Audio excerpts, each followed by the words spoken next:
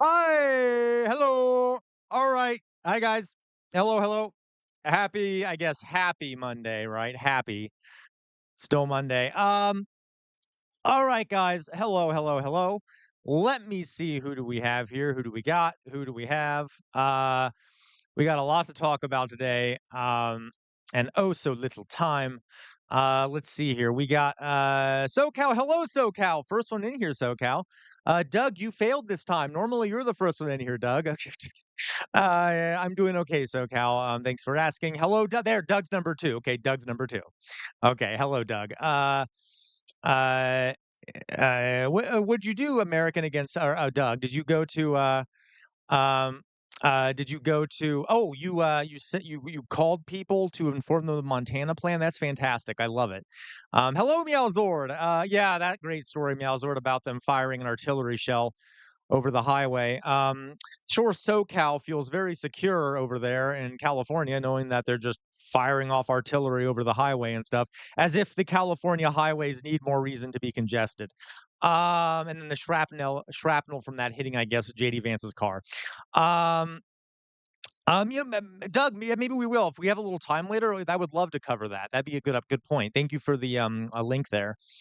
Uh, oh, SoCal getting over the oral surgery.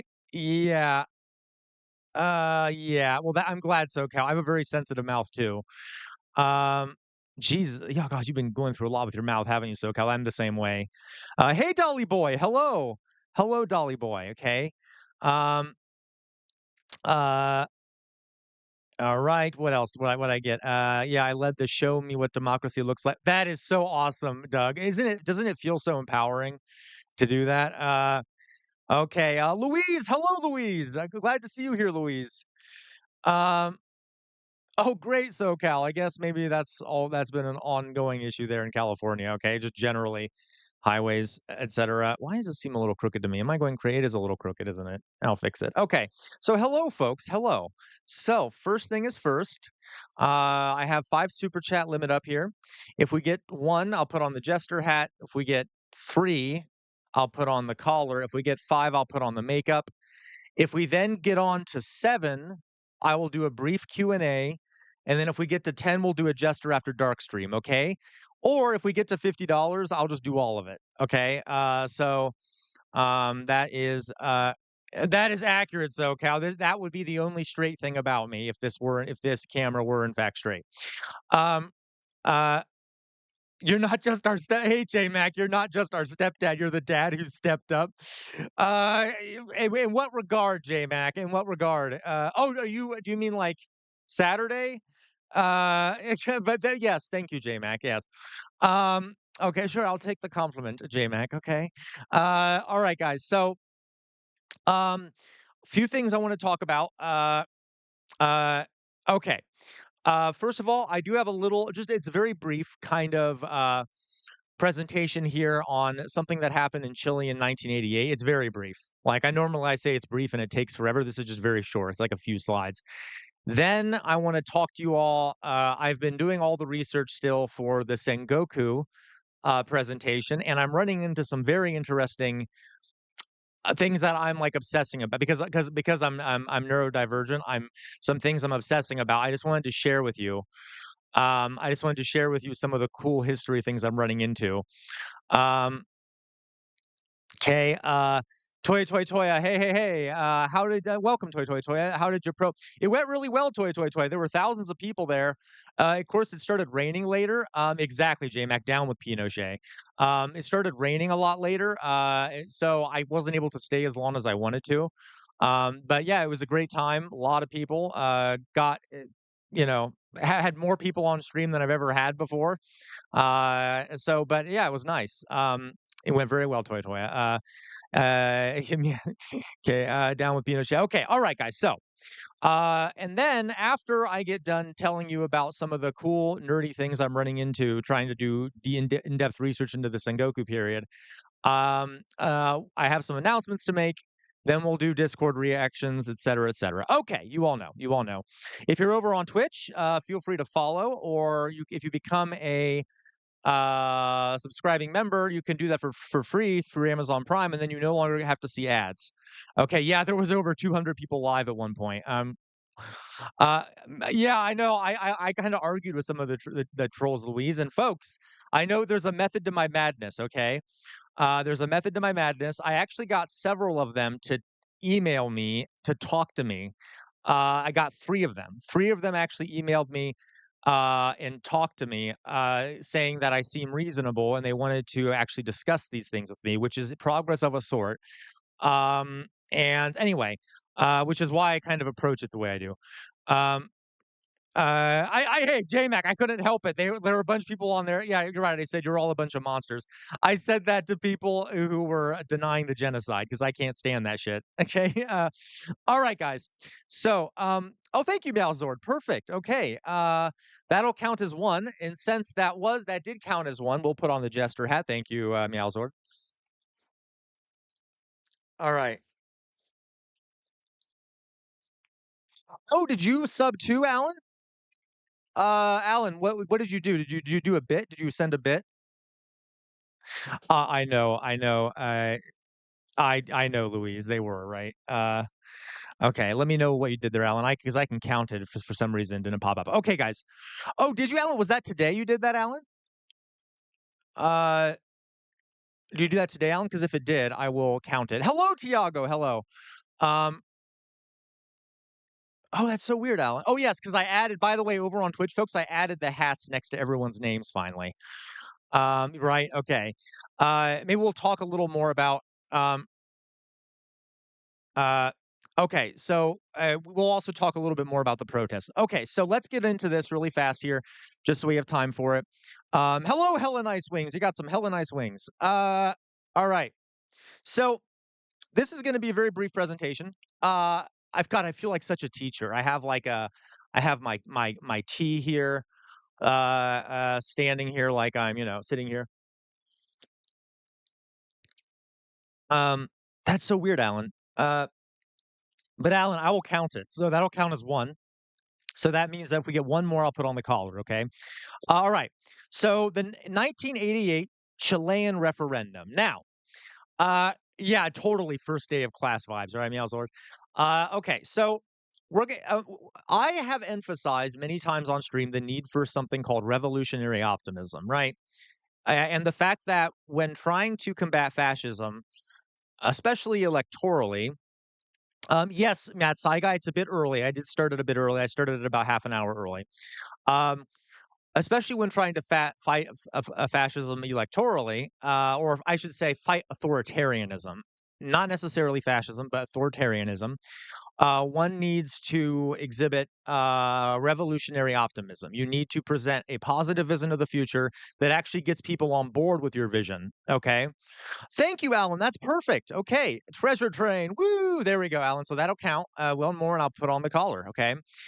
And a perfect example of this would be the Chilean 1988 Chilean referendum. I'm going to explain it to you. Okay. So, and it's like I said, this is going to be brief. Many of you know about this or probably have heard this guy's name before. All right.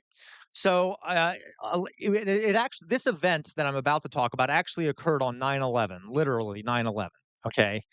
Uh, so Army General Augusto Pinochet, people have probably heard of Pinochet before, and the leadership of Chile's uh J-Mac, no, you're not weird, trust me, okay? Okay. um the leaderships of the Air Force, Navy, and Police Force uh, launched a coup. Okay, they launched a coup and they took over the government. They actually deposed the democratically elected left wing socialist president Salvador Allende. Now, um, can we guess what side the United States on with this? Thank you, Alyssa, very much for the bits. Okay, can we guess whose side America was on? Where did we side with the socialist, democratically elected president, or did we side with the authoritarian military coup people? Right, Dally boy. I wonder. Maybe will it help you if I tell you that it was Nixon who was in charge? Yeah, absolutely, Alan. Absolutely. Um, Honestly, American Against Fear, I don't know. I don't know, Doug. I have to figure it out. I don't know. I don't know what those do, but thank you, I guess, for doing that. Okay, I have to figure out what it does. Okay, so obviously we supported. Of course, obviously Fox Emblem, obviously. So we supported obviously Pinochet, and we helped overthrow the democratically elected left-wing government of Chile, and the next day, these four coup people drafted an official document that suspended the 1925 Constitution and suspended Congress. And they basically took authoritarian dictatorial control over the country. Here on the right, on the top here, you have an image of the presidential palace. The day that this coup took place, it's on fire. And then below, you have an image of Augusto Pinochet. It might actually American Against Fear, okay? And let me point out here that Allende, you should look it up. I should have put it in here. You should take a look at what he did a public address, the last public address. He did it over the radio, and he did it for the Chilean people, and it is heart-wrenching, okay?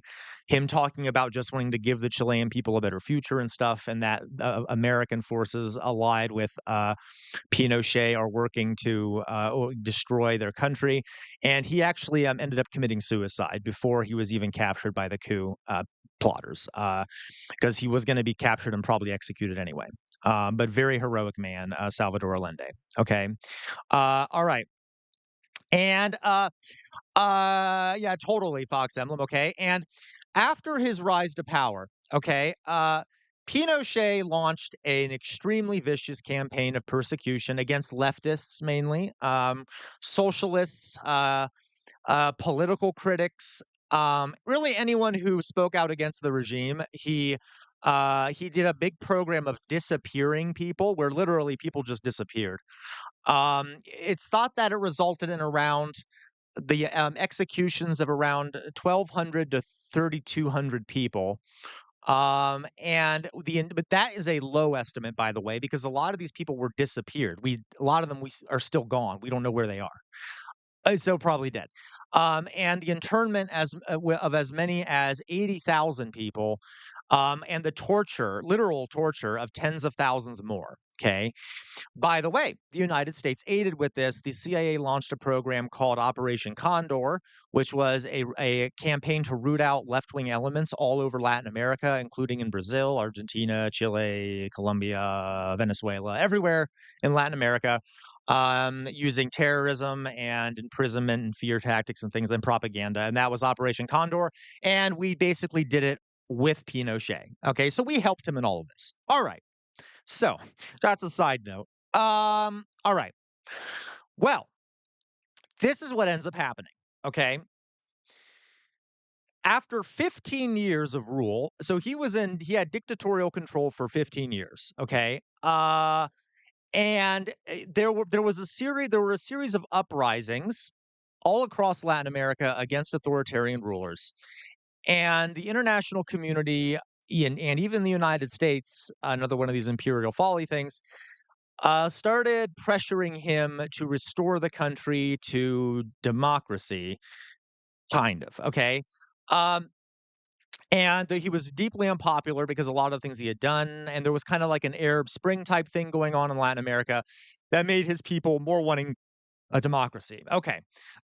So to re but and so he felt his power kind of waning, not that much, but a little bit. Hello, Marky. Okay, so to reinforce his own power, okay, so in an attempt to reinforce his own power, Pinochet agreed to do a referendum on his rule, where he would actually put it to a vote of the Chilean people, where he would literally ask them, "Okay, do you want me to be the president for the next 8 years, or do you want to hold a real election, and possibly remove me from power?" Okay, and he was convinced he would win, and honestly, he had good reason to think that. He controlled everything. All right. and he had many more resources to use at his disposal. He was not actually trying to be fair about it. He actually thought he would win. That's the only reason he offered it. Okay. All right. And this is what the vote was. There were two possible options. One, you could vote yes, which meant that yes, you want 8 more years of Pinochet's rule under a new constitution. Okay, so they would still have a new constitution, a democratic constitution that still wasn't, though, democratic. Okay, but at least it gave the illusion of being democratic. Or you could say no. And if you said no on this ballot initiative, it meant that Chile would almost immediately, in about 9 months, have new and open presidential elections under a new constitution. So they would return to being a democracy. They would immediately have new elections, and with all political parties being able to be involved. So it would be a return to the democracy. Okay. All right.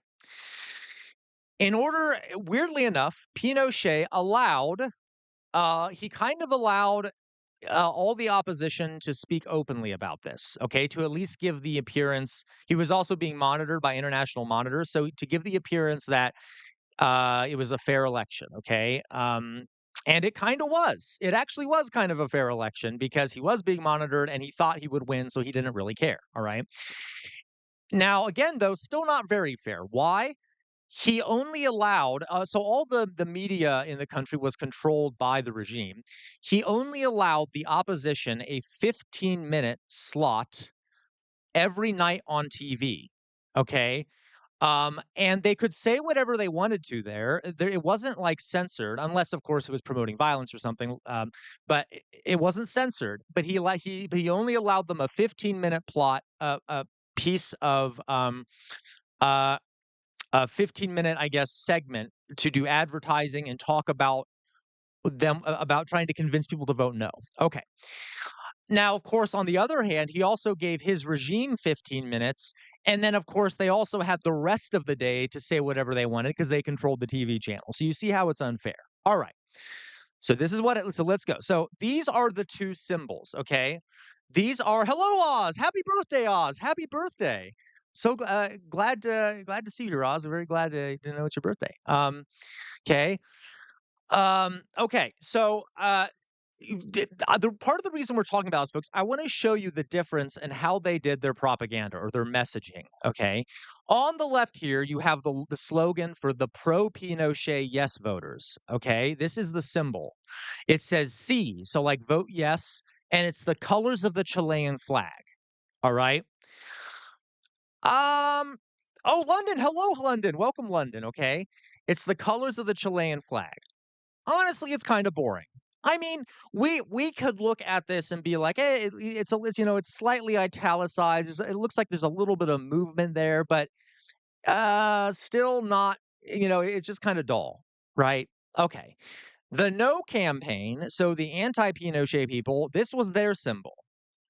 Um uh it had a rainbow going on over Um, okay, going over, the no saying no, which, remember, the people who wanted no were the ones who are against Pinochet, okay? And, okay, so the rainbow one are the anti-Pinochet people, and that's really good looking, isn't it? Like, the colorfulness of the rainbow, and the rainbow that they made was meant to symbolize all of the country's opposition parties coming together for fight for democracy. So, like, each of those colors represents a different political party working together to overthrow the dictatorship and establish a democracy. All right. And they were explicit that this was not about ideology. They just wanted a democracy. And then they could debate ideology after they got rid of Pinochet. Okay. So already you kind of see that the design here for the no people is much better than Pinochet's design. And remember, Pinochet's movement was much better funded. Okay. All right. So the two campaigns also ran different strategies. Okay. And this is where we're getting to my point about revolutionary optimism, right? So the Yes campaign, again, that means the pro Pinochet people, the ones who want him to stay in power. Okay. They had a lot more money. All right. And they had the support of the government, which is a lot. But they focused their campaign to convince people to vote against, vote with Pinochet. Um, okay, they focused on 2 things. One, fear. Authoritarians can't help themselves, right? So they talked a lot about how without Pinochet, there's going to be chaos. The left wing is going to cause chaos. They're going to agitate. There's going to be foreign influence in the country.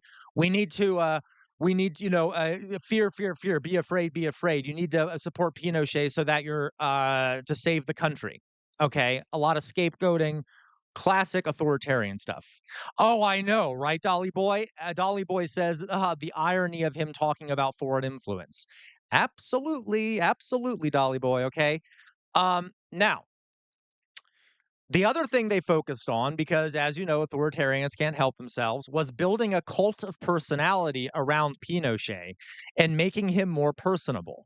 Okay. Mithril, hello, Mithril. Now, there's 2 things of this, folks. One, yeah, I guess it could work building a cult of personality. But Pinochet is not a personable person. If you ever see images of him, he is just not a very charismatic person at all, and a lot of people were scared of him. Them attempting to make him more personable and stuff was just not great. Okay, it didn't work very well. Let's put it that way. Okay. Hello, Zach. Hello, Zach. Okay. All right. So that is what Pinochet's campaign did. All right. Then you have the No campaign. This is what they focused on. They had less money. Okay. They did have some outside support, though. We now know, folks, that, and admittedly, I'm not a fan of the CIA, but okay, just think of the context of this whole thing. Apparently, the CIA was partially funding one of the organizations that was funding the No movement, but not by much. I think they only gave like $2 million, which was not much for the size of this campaign. And yet they still had less money on that side, and it was mainly funded by the Chilean people. Okay, so yes, the CIA, in a classic thing of imperial folly, is now trying to work against the guy they originally supported. Okay, regardless, this campaign was run by Chilean and American ad men. Okay, not related to the CIA, but some of their funding was. But they are run by both of these guys. Okay, and the No side, yeah, exactly, Dolly Boy. Okay, the No side used a rainbow as its main symbol, which I showed you, and it was supposed to indicate that rainbow the symbolize all the different views of the Chilean people at the same time, and the hope of a better future and a better and um, better and more prosperous future. Okay, one ad in particular, all right? Well, I'm gonna show you it, okay, is thought to have almost single-handedly swayed the election in the favor of the No campaign. I'm gonna show it to you. So, let me pull it up. Now, this ad, I found a version that has English subtitles. Remember, there you go, Meowzord. Yes, fun propaganda. I should say it was just a propaganda campaign. Right, okay. So remember what I said. Pinochet's campaign was all about fear, fear, fear. Be afraid, be afraid. Support Pinochet so that we don't get there's no chaos or things. And the No campaign went with no. We need revolutionary optimism. We need to promote the idea of a better Chilean future where everyone can be happy and we can get away from the horrors of the past. Okay. This is the ad. Remember, they only had a 15-minute slot every evening to put out the No campaign's message. And they would run this ad at least once every evening, and then they would have some additional programming. But this ad, there are stories in the time that even people on the Yes campaign, even Pinochet's men, while they were trying to figure out their own campaign, they would be humming this song because it had gotten stuck on their heads because it was such a well done song. It even got stuck in Pinochet's men's heads. Okay. So watch it and then read the lyrics and see why you think this may have worked and why it's important. You think it may be important to have revolutionary optimism. Okay. So here we go.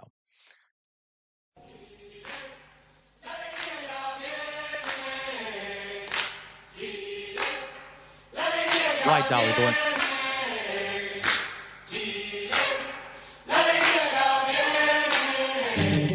Porque diga lo que diga, yo soy libre de pensar, porque siento que es la hora de ganar la libertad. ¿Hasta cuando ya de abusos es el tiempo de cambiar?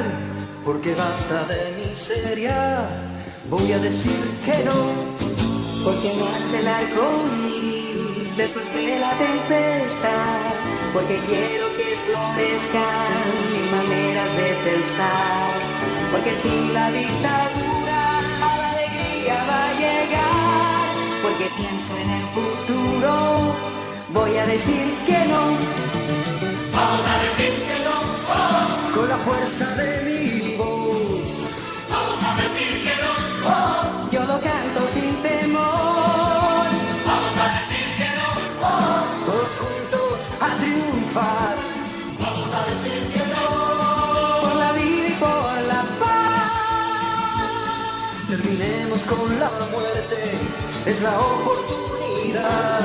De vencer a la violencia con las armas de la paz. Porque creo que mi patria necesita dignidad. Por el Chile para todos. Vamos a decir que no. Vamos a decir que no.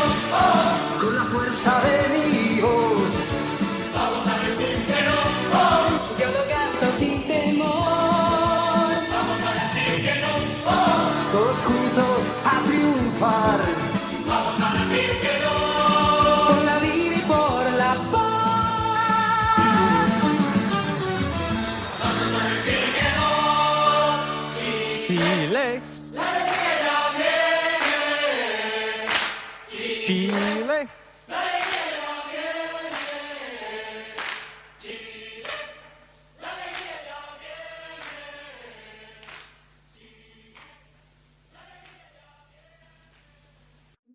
Okay. So that was the ad.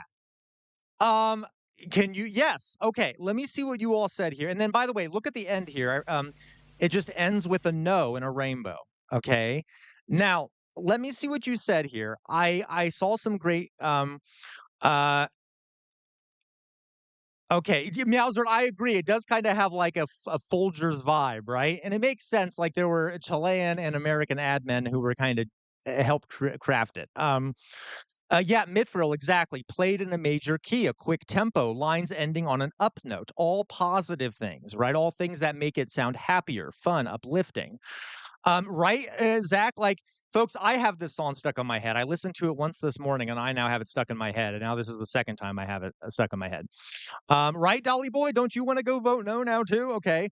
Yeah, fun, uplifting, and entertaining. And folks, if you know, did you all see the lyrics? I may have been kind of hard to see there. The lyrics were, I mean, they were very serious lyrics, but like in a positive way. Like, we want dignity for ourselves. We want freedom. We want a better future. You know, we want to uplift our nation and things like that. Like they're serious concepts, but they're presented in a hopeful way of you know, a hopeful future. And if you noticed, a lot of smiling faces. Okay, a lot of smiling faces, a lot of people dancing, a lot of regular Chileans kind of going about. They also showed some things that might be viewed as negative, like someone missing a bus, just like everyday things that happen. Okay. Almost like it's trying to say, yeah, no, uh, things won't be perfect. They never are. But this is definitely a better future for all Chileans. Okay. Okay. Uh, so that is okay. Yes, Chile is going to be happy, right? And remember, then the Pinochet ones would all be fear, fear, fear, be afraid, be afraid. Okay, and then so when people saw this, this was like, um, I agree, Mithril. Yes, you should, Mithril. Yeah, I would like it to be. That'd be a great national anthem for the UK. Okay, so, and hey, JMac, what was your mean comment? I missed it. I missed it. I want to hear the movie. I missed it, J-Mac. I wanna know what you mean. Oh, that is fair. Okay. Hey, J-Mac, I get it, right? I saw it, J-Mac, but hey, I do get it. It does kinda have like a cheesy tone to it, and you have to understand for a lot of us, it is cheesy because we're used to seeing ads and stuff like that, that have that sort of same happy tune. Um, right, Malzord? Imagine a world where your president doesn't post AI of carpet bombing protesters. Yep, mhm.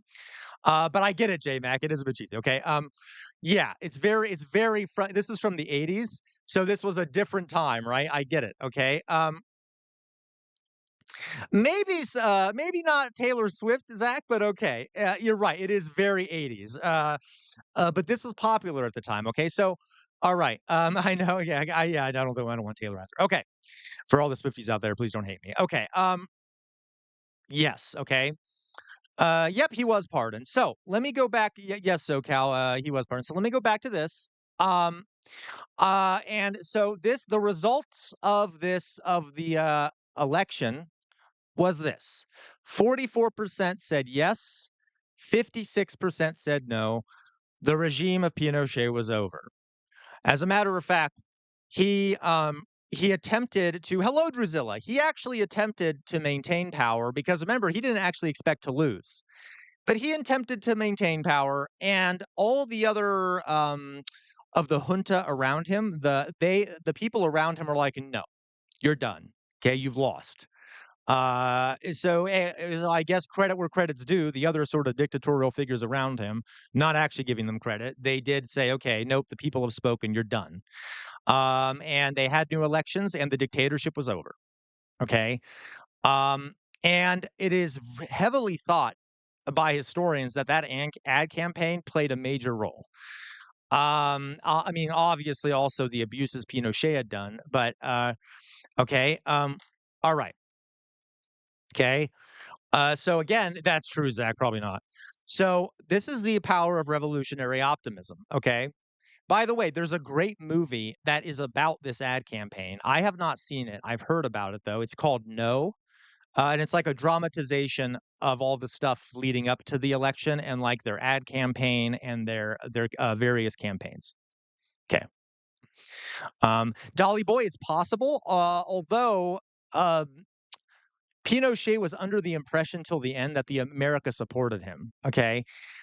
I suspect, yeah, that's possible. It is possible, Dally, but I don't wanna say that. You know I'm not pro-America. I would just have to look into that.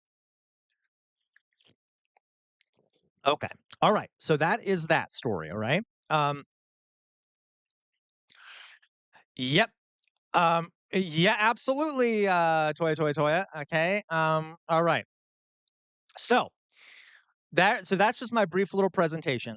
I wanna talk about one more thing here, alright? Um Oh, this is probably very hard to see. I just kinda quickly wrote this up as notes. You probably can barely see this. That's okay. I'll say it aloud. So, I have been making the presentation now for many weeks on the Sengoku period of Japan, and you all know I'm gonna eventually be doing an in-depth presentation on it.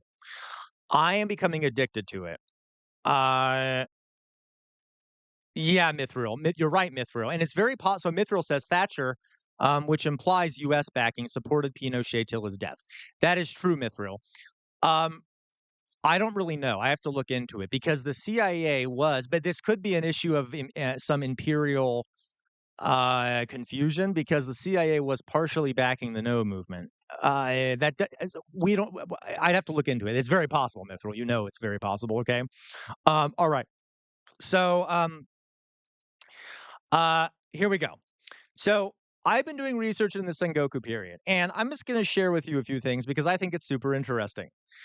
Um, just to show you how difficult it can be to sort of do good history. Um, yeah, no, you're totally right, Dolly boy. I just don't know in this case. I would bet we were playing both sides. Okay. But it might be that we were funding the opposition so that if they did get into power, they would still be loyal to us. And then at the same time, we were probably also supporting Pinochet. I just don't know. I just don't know enough about it. But I mean, that's very possible. Okay. Okay. So some of the issues that come with doing history, okay? So let me just talk to you about a few things. I just think you'll find this interesting. Maybe it's me because I'm nerdy and I get all neurodivergent about this stuff. Okay. So primary versus secondary sources, okay? When you're doing history, remember, so I'm trying to do the history about I'm trying to do, trying to do a good presentation on that period of Japanese history. I am very quickly learning that I deeply respect medieval historians because I've always known there weren't many good sources from that time, but Jesus Christ, it's not easy. So there are primary and secondary sources. Many of you probably know what this is. Okay. So a primary source is a document that was written by someone at the time about the subject that you're talking about. Okay. A secondary source is written by someone not from the time or not a direct participant in some event that took place. Okay. So most of the documents from the Sengoku period are either European. So they are, first of all, most are secondary sources. We have very few primary sources. Most of them are secondary. Most of them are from Europeans who came over during that time, which automatically adds a bias and a possible misunderstanding. And second of all, the ones that aren't European were written by daimyos and samurai, which meant that they had all kinds of reasons for not wanting to tell the full truth and to be biased in their recollections of what happened at the time. Okay. Not only that, there's a ton of all these cute little self aggrandizing lies all throughout these documents, I've noticed. Okay. Maybe not lies, but things that can't be verified that are more mythology. Because if you're a Japanese lord or a samurai, you're going to write very positive things about the lord you're serving under. You're going to write very aggrandizing things about yourself. And if you're a European, you're going to just write down what they're telling you and you're not going to be able to verify it anyway. Okay. So, on top of this, okay, and folks, I'm getting so addicted to learning about this period of history because it's like a mystery to me. It's like a detective mystery. The second issue I'm running into, you see on here it says WTF is up with taxation. Okay, so why the hell am I talking about taxation? Because how a government collects money is super important for determining what that government does. Okay, so back in this time in Japanese history, uh, they the taxes were measured in something called kokus, which is a unit of rice production. Rice was very important. One koku is equal to like 180 liters or 48 gallons of rice. Okay. So if you like produced 1,000 kokus of rice on your land, you would have to pay about half of that in taxes. Okay. To your lord or to the government. Okay. Yeah. It's a lot of rice, JMac. Um, but here's the thing, folks, and I have literally spoken on the phone to old academics I know who are experts in this time period, and even they aren't sure. Um, there were a ton of provinces at this time that didn't produce any rice or produced very little rice and were still taxed based off the koku system. And uh like I don't so okay. So why do provinces that produce almost no rice get taxed by koku? We don't really know.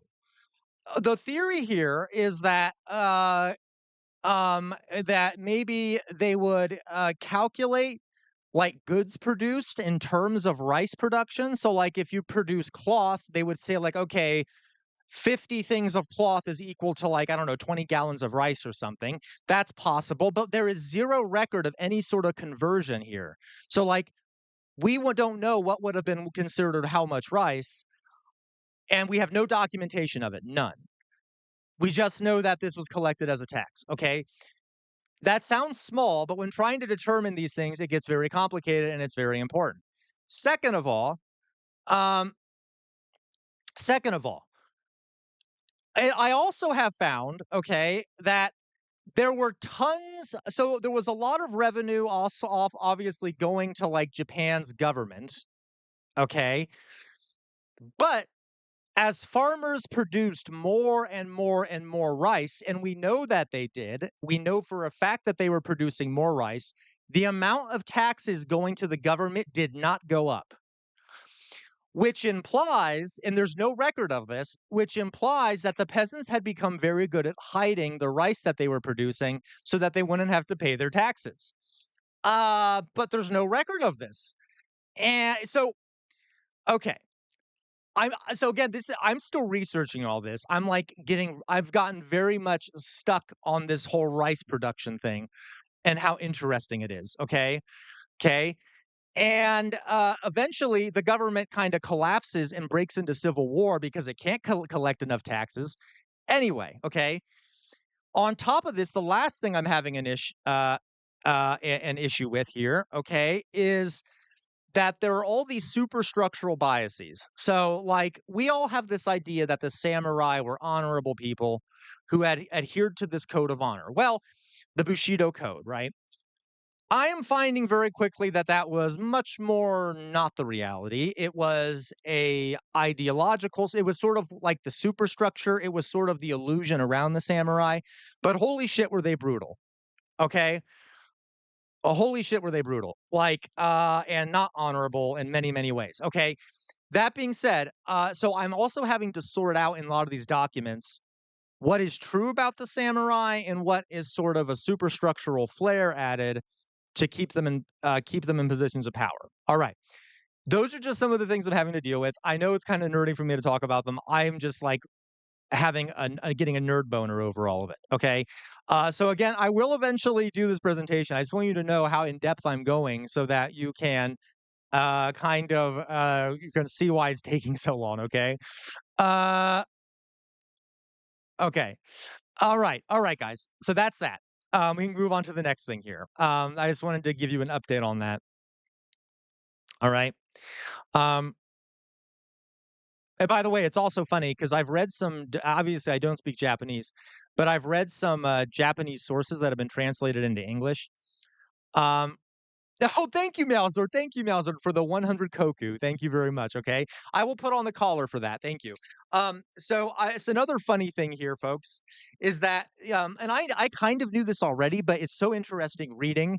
Uh, uh, uh, we might have to, Mithril. We're probably going to have to revise that period. Okay. Yes, the leash comes next, J-Mac. Don't get too excited. Okay. All right. The All right. The other thing too is that it's funny, folks. The Japanese, when they first met the Europeans, they viewed them as filthy barbarians, okay? Because the Europeans didn't bathe. They thought it would cause disease. They didn't bathe very often. The Japanese bathed every single day, okay? Drusilla, don't look at me that way, okay? Uh, yes, Drusilla, the leash, okay? So the Japanese, like in all their documents, are always like these dirty, filthy barbarians. Oh my God, they smell so bad. What is wrong with them? They have no sense of honor. They're like gross. Like at least here in Japan, we're civilized and clean, and we eat well. Okay. Okay. Yeah, Tiago, that's fair. You're right, Tiago. Also other Europeans, Tiago, but this was the Portuguese they were talking about. I know, right? So, okay. Um, like, it's just really funny to read about, okay?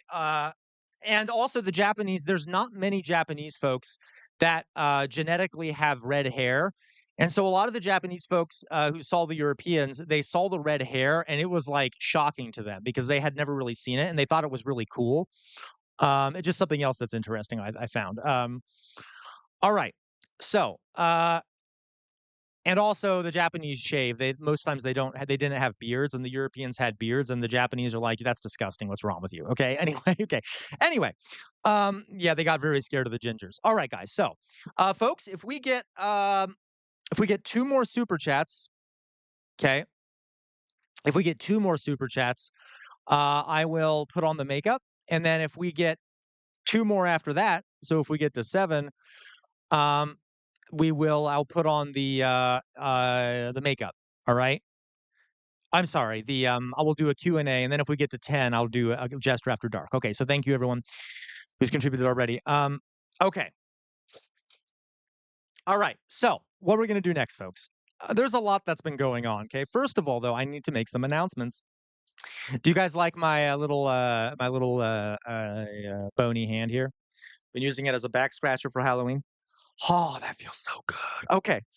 Um, so some announcements. One, if you know, okay, I'm having a hell of a time finding time. So just to let you, all my community members out there know, right? I typically spend the mornings preparing for the live stream, and if I have time left in the mornings, I will then do a video to post on YouTube to make sort of a passive income from it. I am finding I am not having any time because of doing a live stream almost every day to post those videos. So this is what I'm going to start doing. Okay. Uh, uh, I am going to also not be live streaming on Wednesdays. Okay. It's going to be a work day for me. So I'm going to also not stream on Wednesdays anymore. So I won't stream on Sundays or Wednesdays. I need one day at least for me to post videos to YouTube, and to also prepare, uh, or even prepare presentations and such for the next live streams. So I've decided to give myself a work day during the week. Okay, we'll see if it works, but I just want to warn you, I won't be streaming on Wednesdays, at least for a little bit. I might. It depends. Okay, exactly, Doug. Thank you for saying so, Doug. No, you're right, Alan. And I will say this. That you know what, Alan? I was actually about to mention that, Alan. Uh, I am. Let's put it this way. At first, I'm just going to stop streaming on Wednesdays. However, I'm going to try and get into a groove where there are days where I don't do a presentation and it's just a chill stream. We could just watch react videos together and stuff, and I don't do a lesson. Okay. Um. Okay. SoCal. SoCal. That actually looks really good. Okay. Um. So. We could. Okay. Uh, all right. So we could totally do that. This Wednesday, at least I'm not going to stream.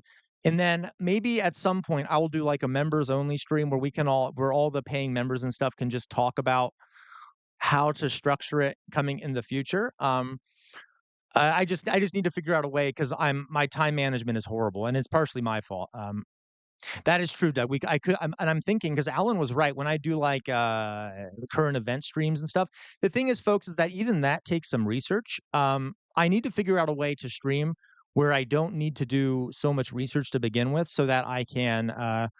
I'm very like when I cover current events, I try to be very careful so that I don't do any misinformation. So I try to do research on them before I cover them. Um, but we could see. We could I'll think about it. We'll talk about it, but we'll definitely do like a current event stream. And I'll stop doing um Destiny. Oh, is that true? Malzord. Okay. Well maybe I could do that then. That's true. I have minions. Okay. So folks, okay, I'll consider that. I could actually do the research. Actually I think I've seen Vosh do that too. I've seen Vosh do it. I've seen Destiny do it. Where they do research streams. I could show you how the sausage is made, folks, and actually that's a really good thing to do. Um, so you say Destiny uses Wikipedia. Does he? I'm not trying to start beef with creators out there. I'm just curious. Does he actually read from the Wikipedia, or does he use the sources linked at the bottom of the Wikipedia, JMac? Um, because I do think that Wikipedia is useful for the references at the bottom. Those can be sort of a guide, and then obviously you shouldn't rely on what it actually says in the Wikipedia article. Okay. Okay, well, that's good at least. Okay, I mean, you have to do more than just use Wikipedia, of course. All right, so we'll all think about it, folks. Maybe we'll start doing it. Okay. I got you, Malzard. I got you. Okay. All right. So we will. So just letting you know, no Wednesday streams. Of course, maybe I'll do some Jester After Dark streams on Wednesdays. Yeah, that's fair, Doug. Oh, no, you're totally right, SoCal, but it's also like a good starting point. So what I will typically do is I'll go to the sources at the bottom and then I'll see what those sources are and then I'll look up other sources. It's just a good like source of some sources, right? Yeah, you're right. You're right. You're right. So we'll do current events. Okay, we'll do some current events. I'll think about how to do it. Okay, guys. So I know I'm losing some viewers here while I'm talking about this. So I'll figure it out. Maybe if we get to an after dark stream, maybe we can talk about it during an after dark stream, or I can do a members only stream or something where we can chat about it, or we can do a Discord thing. You're not bullying me, Doug. You're not bullying me at all, Doug. As if you could bully me, Doug.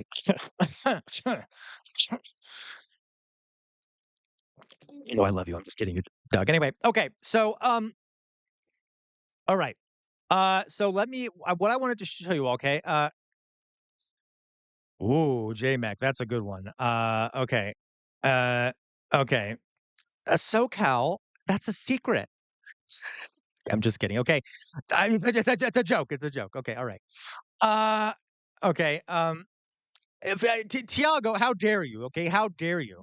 Well, I know definitely, Tiago. I believe that's true, given that a French toddler could probably bully the entire country of Portugal. Anyway, okay. So let's see here. Okay, so I did want to show you all some things. Uh, um, uh, okay. Anyway, love you, Tiago. Anyway, okay. Oh no, oh no, terrible comeback. Oh, right, right, Tiago. Okay. All right. Um, you know what? Okay, you know what, Tiago? I'm so tempted to ask the chat if that is a terrible comeback. Literally about to do a poll to ask. Anyway, but I'm not certain I would win. That's why I'm not doing it. Okay. All right. So, all right. So I'm going to let's do an overlay scene here. Uh, J-Mac. Oh, Tiago, you know I love you, Tiago, and you know, Tiago, if I ever had a chance, Tiago, you know I would move to Portugal in a second, in half a minute, okay? 'Cause definitely better in my opinion than the United States. Anyway, all right. Exactly. You know, SoCal, you know. Okay. Mithril, how dare you, Mithril? How dare you, Mithril, okay? Mithril, your country couldn't even control France. Like what? They kept it for like 100 years, and boy, did that not work out. Okay, Jesus. All right. Love you too, Mithril. Okay, you know I'm shitting all of you. Okay. Um, Mithril. Okay. All right. I agree. Let's do it, J Mac. Okay. Anyway, so okay, I have some things I want to show you, folks. Okay. First of all, I am catty today. I think it's good. Okay. Hey, folks, you all know you can criticize the United States as much as you want. I will love it. What is the deal with Luxembourg? Meowser? I don't know. That seems kind of suspicious. Um, uh, I feel like I'm missing out. In your groove, where are you again? In your groove? I know this. In your groove. Would you remind me? I'm having a mind blank here. Would you remind me where you're from? I trust me. I'm sure I could find a way to make fun of your country. Uh, all right. Uh, I came here for the education. I know, Drusilla. Don't worry. We won't be doing that. Okay. All right. So, oh, I got you. Okay. So I wanted to show you all. So these are some things that were sent to me from, on Discord. Some of them I kind of picked out a bunch I thought were really good. Let me find here. Dolly Boy, I have nothing bad to say about Scotland. Not a thing, Dolly Boy, not a thing. Um, not one thing. The most perfect country on the planet is Scotland. Okay. All right. So, yeah, we also got Taylor Lorenz here. So I wanted to show you this. Now, did everyone hear what Trump is planning to do? He's planning to build something. I actually have the article pulled up here. He's planning to build for the Europeans in chat. You will know this will sound very familiar to you and not in a good way. At least I suspect for the Europeans in chat, you'll know what I mean. Okay. Uh, okay. Um, okay. All right. Yeah, Drusilla. Okay. So Trump is saying he's going to build a triumphal arch in DC. Like, yes, like the triumphal arch that's in Paris, for example. Okay. That there's that famous image of the Nazis walking through. Um, okay. Yeah, yeah. So he wants to build a quote unquote triumphal arch in DC.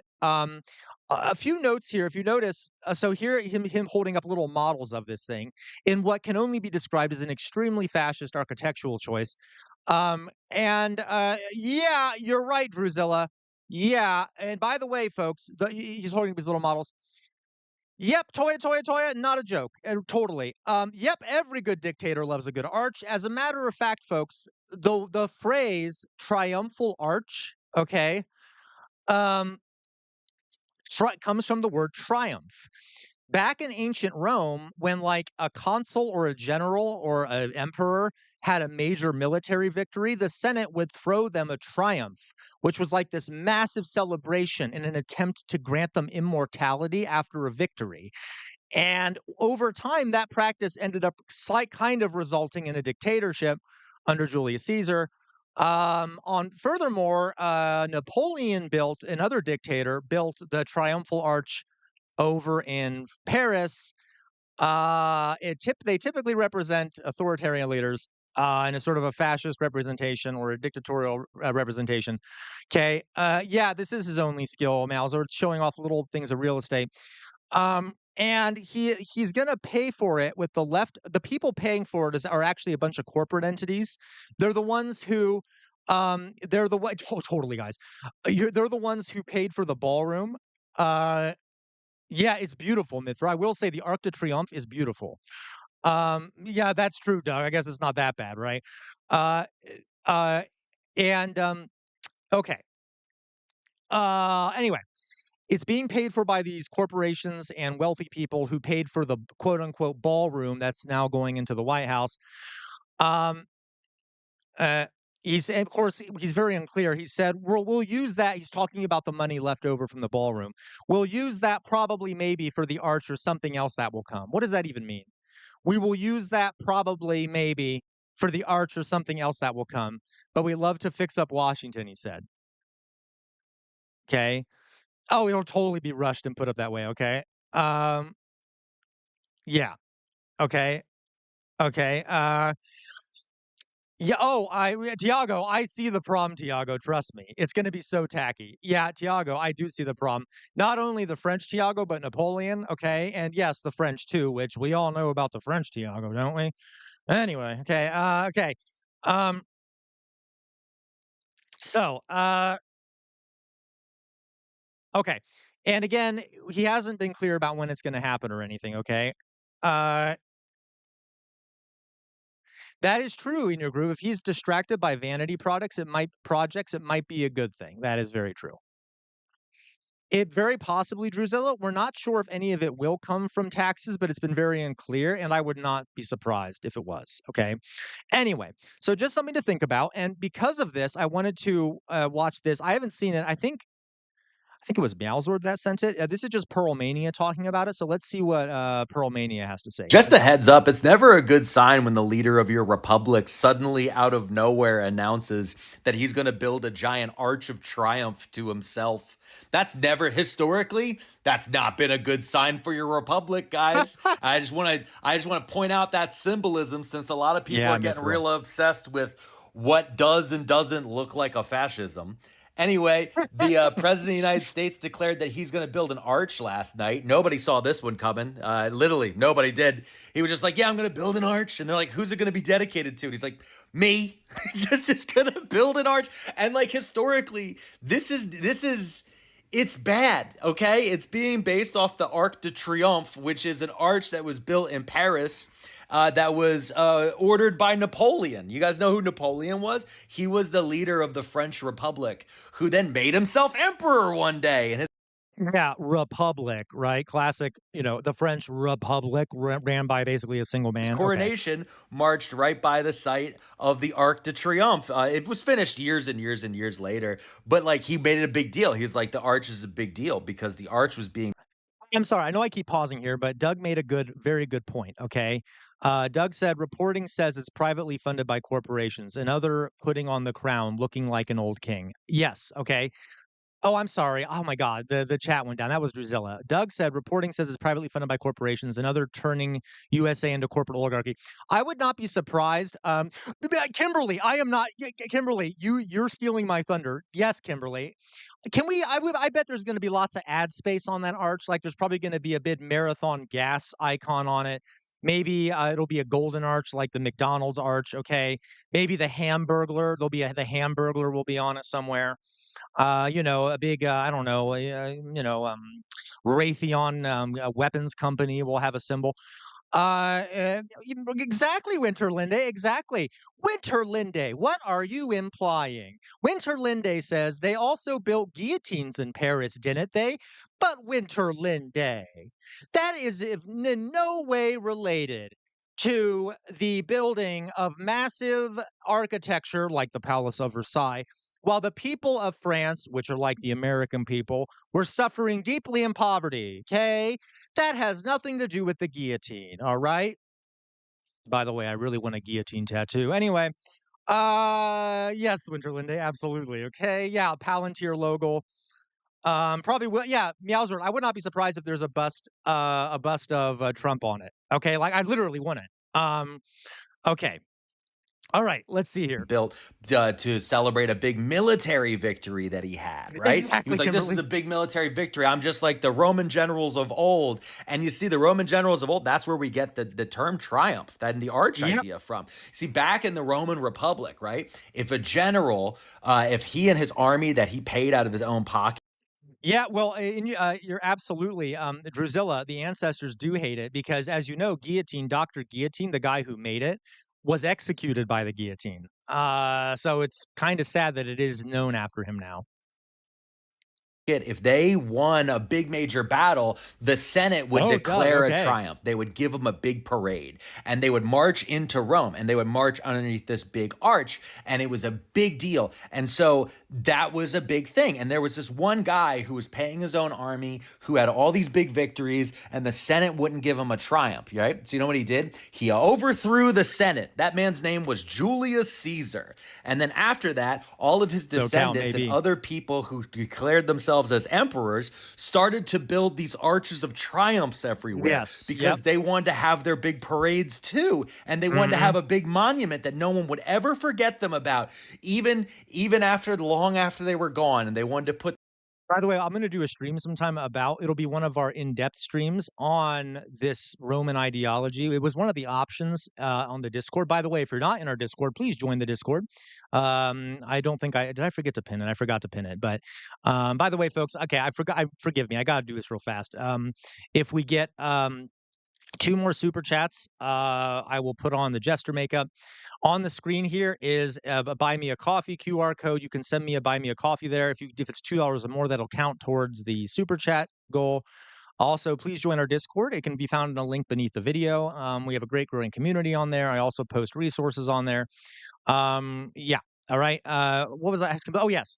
So I'm going to sometimes do a presentation because this Roman society was super interesting. So anyway, we'll talk more about what he's talking about at some their point. stamp on the skyline of everything.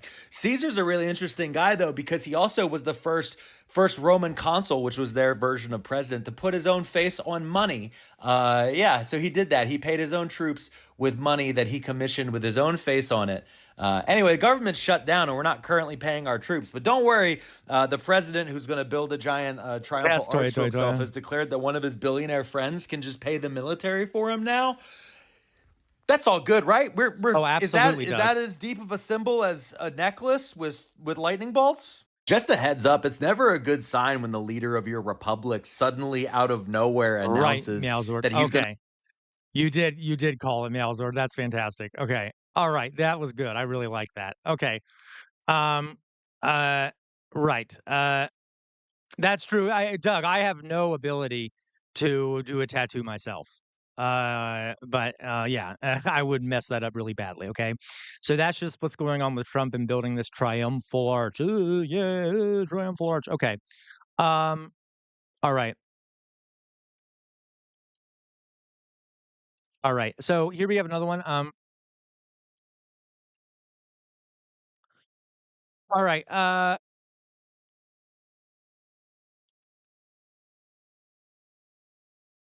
Okay, so let's see here. So this one, I'm not sure who sent this one.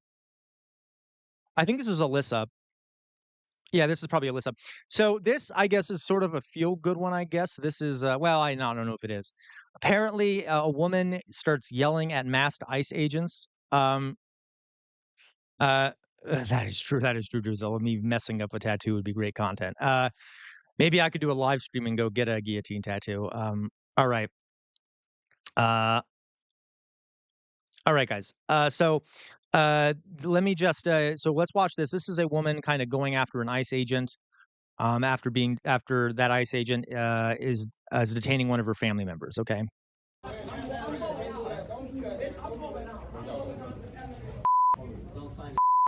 Bitch, you stupid bitch. That's why you're a bunch of criminals. I wish you would. I wish the would. Yes, the his family. Y'all a bunch of big Don't tell me to calm the down. Who the we don't like none of you. You okay? No, how can I be okay? You okay? Are you okay? Are you okay? I look like I'm okay? Don't come up in my face here because I hit hard. Wrong with y'all? Try it. I wish you would. Try it. You try me. And Yeah, I can't believe that person is that an ICE agent who's actually taunting her? I mean, I can believe it. I'm just not sure. I wish I knew who was taunting her because he's a monster. Um, oh, Oz, who's that? Is that your partner? Because I would love because I could gladly head over there to Pennsylvania, and I could visit Lee Lane while I'm there. Okay. see what the happened. We angry. All of us angry out here. So don't think it's y'all alone. Get out of here. You who you telling get out of here? Why you telling me get out of here? You asked me a question and I'm answering you. Get out of here. Man. What's wrong with you? Oh, stupid ass bitch. That's why you gotta hide your face. You want You call me Oh my mother, God, I tell love you this woman. anything. to go to Wrong with you? You wanna hit me? Hit me, bitch. You ain't got me. Nobody's scared of you. You're ass. Come. I got rings on you. Yeah, but Tiago, you know I want to go to Portugal. Looks so beautiful. I've only heard good things. Yeah, you gonna fight, you bitch. You a bitch. That's why your kids them don't like you, and your wife is on you. That's why you gotta hide your face. My face ain't hidden, bitch. I'm American, you stupid bitch. Wrong with y'all? You can take me too high. I'm sure in the Zodiac friends. You know what to do? Tell them, no. You want me? Sexy harass. Nobody wanna kiss me, buddy. Nobody help me. Wrong with y'all? All of you. Put that on the news. Let Trump see it. Oh, she's badass. Oh, I love that. It would put, oh, that's interesting. So this was by the New York Post, which is conservative. You can guess, folks, why they would want to post it. They probably are like, oh, look at this black woman acting all rowdy and stuff. But obviously, to an audience that isn't racist and horrific, that's pretty badass, right? Um, yeah. Okay. Uh, and by the way, Tiago, I feel bad. I want to say that. I know I'm always making fun of your country, but I think Tiago knows. I'm just messing with Tiago, okay? I think Portugal's beautiful. I'd love to go sometime. Definitely better than the United States. Anyway, just so I apologize if I keep insulting Portugal. Okay. Uh, all right. And the same thing with any other country I make fun of. I hope you know. Okay, everyone. Okay. So yes, so she's great. Love that. See, exactly. I knew it. See, folks, see what happens when you all guilt me? Okay. You guilt me, and then Tiago wins. Look at this response. Weak, stay in character. Okay, good. He knows. Okay, excellent. Okay. All right. So okay, let's see here. So I wanted to also show you all this really fast. There's the Koku. That was this one, another short one here. Yeah, he's definitely much better. Okay, Tiago's much better. Okay, well, but much better off. Okay, all right. Okay, Dolly Boy. I'm sure I could come up with something. You know what, Dolly Boy? You know those Scotch eggs? Those are like it's the worst food imaginable. To be honest, though, I don't even know if it's Scottish. It might be an American Scottish thing. But regardless, those are gross, Dolly Boy. Your cuisine is gross. Haggis, gross. Okay, there. All right. Uh, so let's just watch this really fast, folks. This is I'm not sure what it is. Oh, I guess this woman called ICE on an entire factory of who she thought were quote unquote illegal immigrants. Okay. Uh, all right, here we go. Illegals apprehended at the Hyundai mega plant construction site. I was the one that reported. Right, but we do the same thing in America, Dolly Boy. So I can't even really complain about that. Okay, I'm just gonna go back here. So this woman apparently reported a bunch of people. She called ICE on 400 plus workers. So there were 452 illegals apprehended at the Hyundai mega plant construction site. I was the one that reported the information that I had to ICE. These people are working for slave wages. Some are not getting paid. Some are being trafficked. They send money home to their country. They give money to their handler. They have hardly anything left. They live in homes 5 families deep, have no quality of life. It's Oh my God, modern this bitch. day slavery. So if you think that ICE is just going in and ripping people out of their jobs, these hardworking people that want a better life. She just called ICE agents to go and detain. Okay, I'm sorry. Oh my God. Okay, I don't even know where to start. First of all, okay, a Hyundai plant, okay, I could be pronouncing it wrong, I don't know. Hyundai plants do not do slave labor stuff. I'm sorry to say that. I know, don't get me wrong, a lot of plants do that sort of thing, but Hyundai plants are actually are pretty well paid. They're not unionized, but and again, I'm not a capitalist here, but it's not like this is a sweatshop. It is a high tech car plant. Um, where the employees get paid pretty well. You know how I know that, folks? 30 minutes from me, there's a Hyundai factory, and I know a bunch of people that work there, and a lot of them are immigrants, and they get paid very well. She is clearly obvious, first of all. So there isn't like slave labor or whatever going on at the Hyundai plant. That does happen in some places in different circumstances, but not in a Hyundai plant. Second of all, uh, she's like okay, I don't even know what to say. She's dehumanizing them by talking about look how they're overcrowding in their homes and they send their money to their families. And like, okay, they're also contributing to the local economy because they have to buy food here, they have to purchase things here. I mean, okay, I don't even know why I'm arguing with it. You all know she's insane. Over 500 workers at a Hyundai facility where they're building batteries and they're pretty much just there to train the workers. They came and migrated from Korea to train and build and invest in American workers, which is pretty much what Trump has been preaching this whole time. So there were 452 illegals apprehended at the Hyundai mega plant construction site. I was the Interesting, one Doug. that reported the information that I had to ICE. Oh, I missed it. Invest Okay. in American workers, which is pretty much what Trump has been preaching this whole time. Yeah. Okay. Yeah. So that she's just so what's interesting, you know what this reminds me of? You all, I'm sure many of you know what the Gestapo was, right? Okay. I know I can't help it. I'm always referencing the Nazis. It's like a tick. It's like a tick of mine. Okay. The Gestapo, they were like obviously the Nazi secret police. And what's interesting is that there were actually very few Gestapo agents in Germany. Like if you look at the rosters, there were very few. There, like for a major city, there might have been a dozen. Okay, that might be an exaggeration, but very few because the Gestapo mainly operated off of people reporting each other. It was the German people who were reporting each other, and then the Gestapo would follow up with those denunciations and reports. Okay. As a matter of fact, the Gestapo could not have operated if it did not thrive off of German civilians denouncing each other. Exactly, Tiago. And this also happened in a lot of the Soviet sphere countries in Eastern Europe, like Eastern Germany and things like that. It thrived off denunciations. What is she doing? Uh,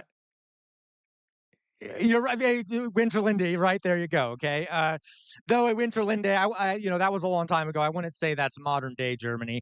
I will say though, Winterlinde, if you, I mean, I can criticize some things about Germany if you'd like me to, but okay. Anyway, all right.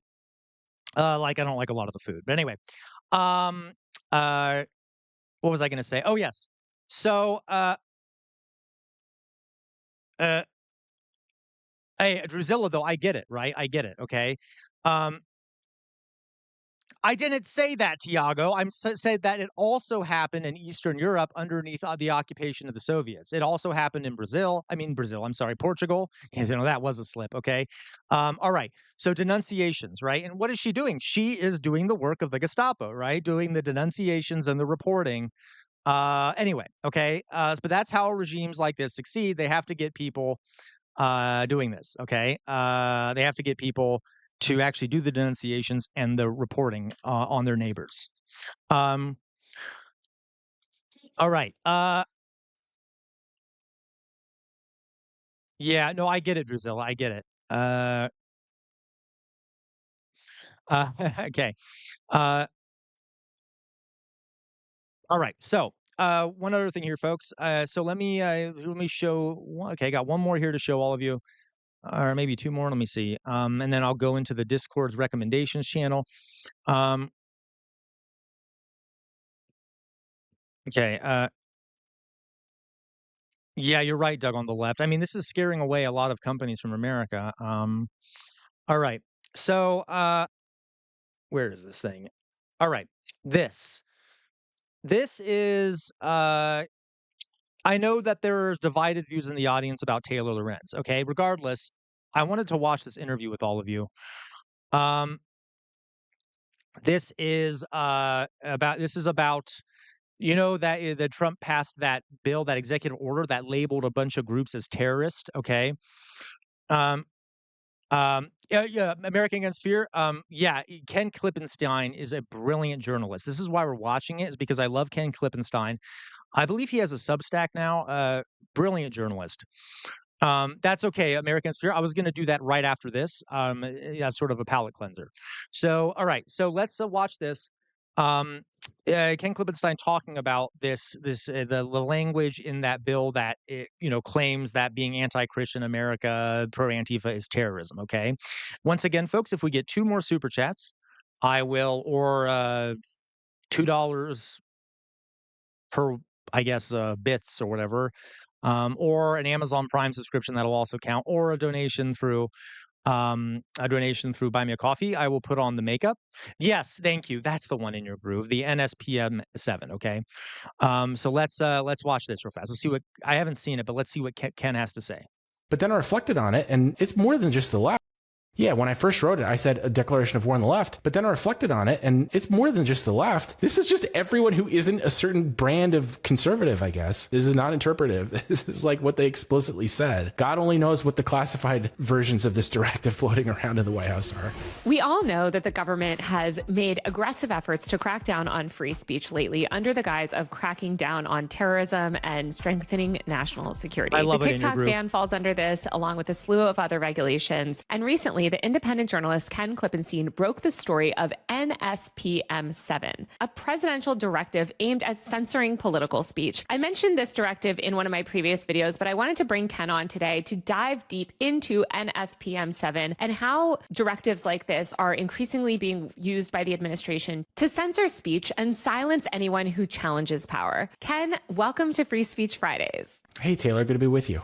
Okay, so give us a quick overview of what NSPM 7 is and what is a presidential directive. What does this directive give Trump the power to do? In a nutshell, it instructs federal law enforcement to crack down on domestic terrorism as defined by the Trump administration. And so the danger here is that NSPM 7 defines terrorism pretty broadly. And I want to talk through kind of how it defines terrorism. You reported this in your newsletter that basically they're targeting any organizations or speech or entities who speak about the following topics. I see anti-Americanism, anti-capitalism, anti-Christianity. Can you give a sense of the type of speech that's being criminalized under NSPM 7? Yeah, so under this memorandum, you just named some of them, and she's quoting directly from the document. This is not sensationalizing or interpretation. That is right there in the memorandum. I encourage people to go read it, as well as others like non-traditional family views. It's just like so broad. Yeah, it says hostility towards those who hold traditional American views on family.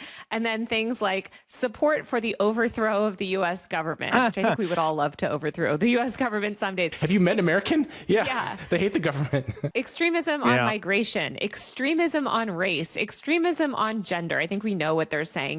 Now, what the hell does any of that mean? Like, it's so generalized. I think like in the Soviet Union and in Nazi Germany and in Italy, during the fascist regimes there, even in Francoist Spain. Yeah, it's a crazy directive, right, Alyssa? They would use the phrase like anti-Spanish or anti-Soviet or anti-German, which could mean anything, right? It's like whatever, anything anyone says that you can interpret. And so even the word extremism, exactly, that's exactly what it means in your groove. Yeah, it means people we don't like, right? Um, absolutely. Here. And then hostility towards those who hold. I thought of an insult, Winterlinde. I am so sick of cabbage. Like whenever I go to Germany, cabbage, cabbage, cabbage, cabbage. It's like, geez, do you have a different plant other than cabbage to eat over there, Winterlinde? Like, do you? Because y'all need something more different than cabbage. I'm just saying, okay? A lot of cabbage, a bit too much cabbage. Just saying, Winterlinde. Okay, there. Is that good, Winterlinde? There, I insulted Germany. Traditional American views on morality and religion. These are such incredibly broad and subjective categories. So what is the goal here? I mean, basically, are federal agents just going around combing through people's posts about these topics and seeking to put them on some terrorism watch list? Well, I'm glad you stressed earlier that this is a presidential directive distinct from executive order. And so this is articulating to all of federal law enforcement, here's our priorities, this is what we want you to go after. And so those indicators you were just describing, that's what the FBI, that's what ICE, that's what Federal Protective Services, all of these federal law enforcement agencies that exist in the government, those indicators are what they're going to be looking for as signs of terrorism and to go and pursue terrorism investigations. You all are Germany apologists. That is all that you're all defending Germany and their cabbage obsession, okay? You all are obsessed with cabbage, okay? Also, I'm sorry, I know this is a very important video and I'm getting off on cabbage. I am listening to it. Shut up, cabbage. Elsword. Okay, Winterlinde, admittedly, by the way, folks, see, look, you make me feel guilty, and then I have to come back and say it. I love cabbage. I love sauerkraut. And Winterlinde, I have left the tourist traps actually a lot. I just tried to think of something to insult you with, Winterlinde. That's the best I got. Okay, is cabbage. All right. Yeah. Okay. Anyway. I'll think of something better. All right. Against. So not only is it very broad, this is all of government, and this is a strategy directive that they're going to heed is how you get promoted, is how you'll get resources from Congress, is what you want to dedicate your attention to over the rest of the administration. It is a big picture document, not a small bore thing. Got it. So basically, if you work in the federal government, you work for ICE or Homeland Security, or you're working on these sort of crackdowns on protests, you are going to focus on protests or speech or activism that challenges capitalism, challenges Christianity, I guess has extremism on gender. I'm assuming that's LGBTQ rights. That sounds all pretty dystopian. I mean, how common are these directives and how much effect do they really have on, the government's priorities? They're very uncommon. It's called NSPM 7 because it's only the seventh of other national security presidential memoranda that the president has put out. And often they're classified. In the past, they've led to mass protest, as in the case of the Jimmy Carter administration, when it came out that he had a NSPM related to nuclear conflict with Russia. I wish that there was a commensurate response today. Unfortunately, the media is not paying as much attention as it did to Carter's memoranda. But in this case, we're lucky that we even know about it at all. In the case of NSPM 6, we don't even know what that is. That's classified. You could go to the government website. It's just blank. But fortunately, we know. That is bizarre that it's classified. That is messed up. What does it say? Like, that's really disturbing to me. Yeah. What the hell is that, Alan? Yeah, that's terrifying. So one of the NSPMs is classified. That's insane. By the way, Winterlinde said, thank you for the attention. I don't know if you meant this, Winterlinde, but a lot of times Trump will end his tweets saying, thank you for your attention to this matter. And I read what you said, and it sounds very similar to like what Trump would say. Anyway, I knew you didn't mean it that way. It's just funny. Okay. What this is, and the details are pretty hair-raising. You only listed like half of the indicators. There are like four or five others. Yeah, Drusilla, but like that this is the list of things that they're viewing as terrorist activity. So it's like, what is this thing that they're not telling us that they view as terrorist activity? Yeah, it's really scary. What do you think prompted Trump to pass this directive? Toya, Toya, Toya, go back to your Brazilian barbecue, okay? You have no right to be talking about cabbage, okay? No right. Got you, Winterland. I thought so. That was brilliant, okay? Okay, I anyway. understand it based on conversation with people in the Homeland Security Department and the FBI. The Charlie Kirk assassination was kind of like a 9/11 type event for the administration. I mean, many of them knew him personally, so I'm sure that on some personal level it was traumatic. You're saying it was their personal 9/11? Literally, yeah. And when you see how they talk about it, it's sort of emotional. And then also you have the president himself having been nearly assassinated, and he's drawn connections between his own experience and Kirk. So I think part of what you're seeing is like a crash out in response to the fear that something like what happened to Charlie Kirk might happen to the rest of them, and responding accordingly, which is to say freaking out and trying to prevent anything of the sort from happening again. How are people within the administration reacting? I thought, Drizzle, they were talking about I may have misunderstood it, Drizzle. I thought they were talking about the current directive. I'm assuming somebody leaked this to you, so not everyone's supportive. But what are people in the national security world saying about this directive? What's striking about it is they had a lot of the same questions that you just had and that I frankly have too, which is how are you going to implement like these huge sweeping categories? Like, what do we actually do with this? That's not to say that they won't find a way. I mean, they just arrested someone in Chicago in a protest recently, and there was like an announcement that law enforcement put out saying someone suspected of being an Antifa. So they're clearly like hearing this stuff because, again, this sets the incentive structure around which you will be promoted and you'll get more resources if you can make cases that adhere to these different categories. But at least at some of the higher levels, people have the same questions we do, which is, this is crazy. How do we do this? Well, you Thank also you, Alan. reported that the FBI and Department of Homeland Security, I guess, are warning police across the country that protests against ICE or the Trump administration are essentially a cover for terrorism. How is this playing out as well? I mean, do you think there's going to be increased surveillance at protests? And can people be arrested now under the guise of this new directive? There's absolutely going to be more surveillance. Not just on the part of federal government, but I mean, you see leadership outside of the Trump administration, for example, Speaker of the House, Mike Johnson, comparing them to terrorists. And then I think it was the majority whip compared the upcoming No Kings protest to be held on Saturday. What is it, pro-terrorist or something like that? So, folks, remember, this is stochastic terrorism, where they were labeling the No Kings protesters as terrorists and like radicals and stuff beforehand. Which, by the way, even if the state itself doesn't crack down, on the protesters, it gives a motivation to Trump's followers to do the violence themselves. And don't forget that Trump pardons a lot of people who do crime for him. So not only do they have the Trump administration hinting to them, hey, go do violence, they also have the knowledge that Trump will probably pardon them if they do the violence for him. And remember how many guns are in the United States. You see how that works? Like, it's pretty crazy. Which is it's the most like lib, like resistance wine mom protest ever. Yeah, totally. And that's one of the most striking parts of this. And it goes back to what you were saying. Was Winterlinde, if I'm wrong, was that during the war, Winterlinde? Or was that the Soviet times? When did your parents not have enough? When did they have to rely on cabbage? I mean, I can guess. I know there were a lot of famines and things like that. Matt Saigai, thank you, Matt Saigai, for the super chat. Okay, thank you, Matt Saigai.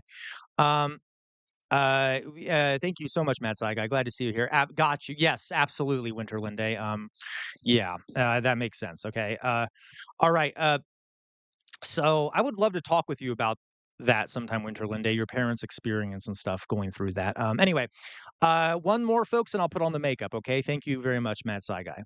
Saying before about the indicators, which is their idea of extremism is perhaps not the rest of the country's idea of what constitutes extremism. It seems to be basically anyone who isn't MAGA, as far as I can tell. You talk about in your original piece on NSPM 7 the idea of pre-crime and how since Bush and 9/11, there's this idea of preventing terrorism before it happens. Like, it's not enough to just investigate acts of terrorism or bring terrorists to justice after they've committed terrorism. They want to do this preemption. So can you talk?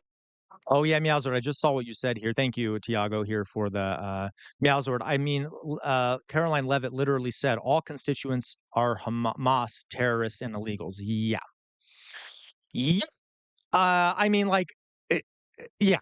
I mean, obviously what it means. Yeah, I exactly. What do you think they're implying there? Obviously, okay. Yeah, I'll talk about that here in a second. Um, uh, do I agree more with you, Tiago, about what? Thank you, Mels. Thank you. Okay, for cabbage. How dare you, all you cabbage warriors? Okay, thank you. So Matt Sci guy, that brings us to 5. So what I'm going to do now, folks, is I'm going to start another goal. That one is now kaput. We've reached 5, so I'll put on the makeup now. I'm going to set 5 more. If we get just 2, I will do a quick Q&A. And then if we get to 5, I'll do a late night stream, okay? So 2 equals Q and A, and then 5 equals Jester After Dark, okay?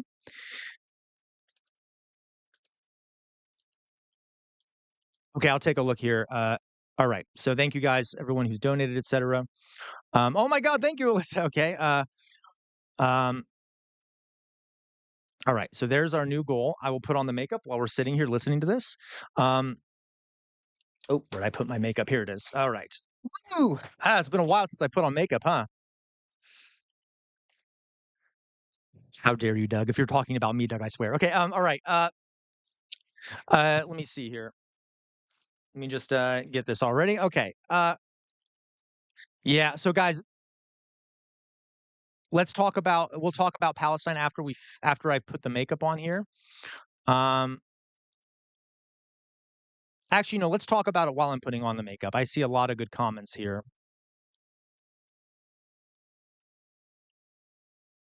Okay. Let me put on the makeup now. So, yeah, folks, is anyone here shocked at Israel violating the ceasefire?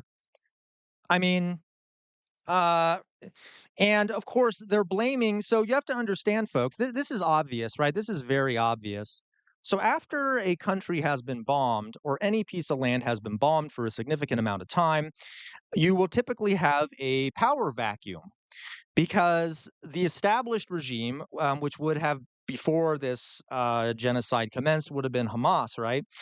They lose control over the territory, and then other groups start filling the power vacuum. So now that when the ceasefire was sort of implemented, and Hamas began to uh, began to basically filter back in and retake control over the apparatus of the government in the Gaza Strip, they ran into conflict with other groups like Al Shabaab and other groups that had started establishing themselves in the vacuum of power. Okay. And it has resulted in some shootouts and conflict between different factions. This, by the way, happens everywhere.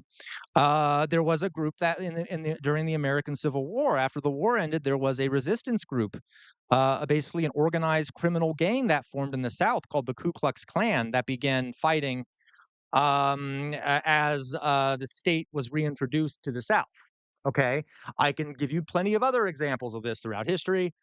All right, now, so what happened, I believe, was it yesterday? Is that 2 of these groups, now this is what we think happened, this is what appears to have happened. 2 of these groups, or one of these groups that had sort of entered this power vacuum, got into a firefight with Hamas, okay? And this was in Rafah. And the Israeli military, which, by the way, is supposed to be occupying that part of Rafah, um, got into these 2 groups started fighting, and then the Israeli military comes along and starts lobbing shells at both of these groups and bombing the area, and then a few bullets start coming the way of the IDF in response, because they're getting involved and killing these people. And then the Israeli government, under the IDF, claimed that this was a breaking of the ceasefire by Hamas, even though, by all accounts, Hamas has probably no control over anything that happens in Rafah because they just don't have authority there anymore. It's occupied by Israel. They're still building their power. And I should also point out that a lot of these groups, sorry, I know I'm like spitballing here while I'm doing this, so I will read your comments soon. A lot of these groups are funded by Israel and the United States. in an effort to do like policing and shit in the territories, amongst other things. So yeah. So Israel then starts bombing the entire Gaza Strip after a small little incident in Rafah, and killed what? Many people? I can't remember the number. Um, and now they're saying they're re-implementing the ceasefire. But we'll see how long that lasts, right, guys?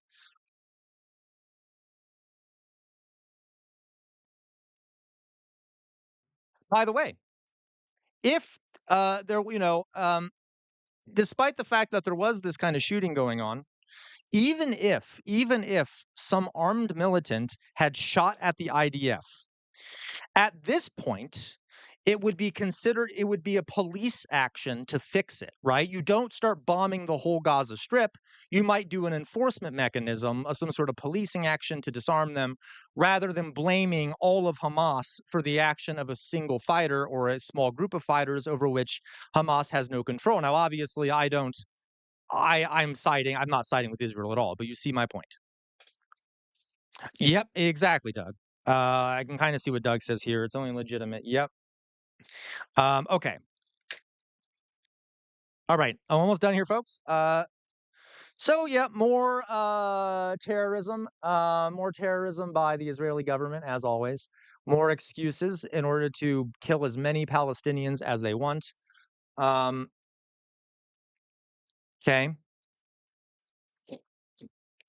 All right. More ethnic cleansing, et cetera, et cetera. All right, almost done here, folks. Okay, what color should I do here? You know what? We'll do. Let's do this color. I like this color. We will do the blue underneath the eyes. All right. All right. So that is what's going on there.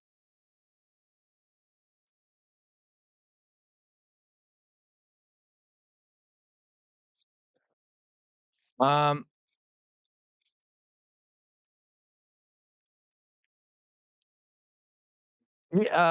Alan, you saw you wrote something really long, Alan. I will take a look at it in a second. I'm excited to see what you have to say because you typically know a lot about this stuff. All right. All right, guys, almost done here. Okay. Okay.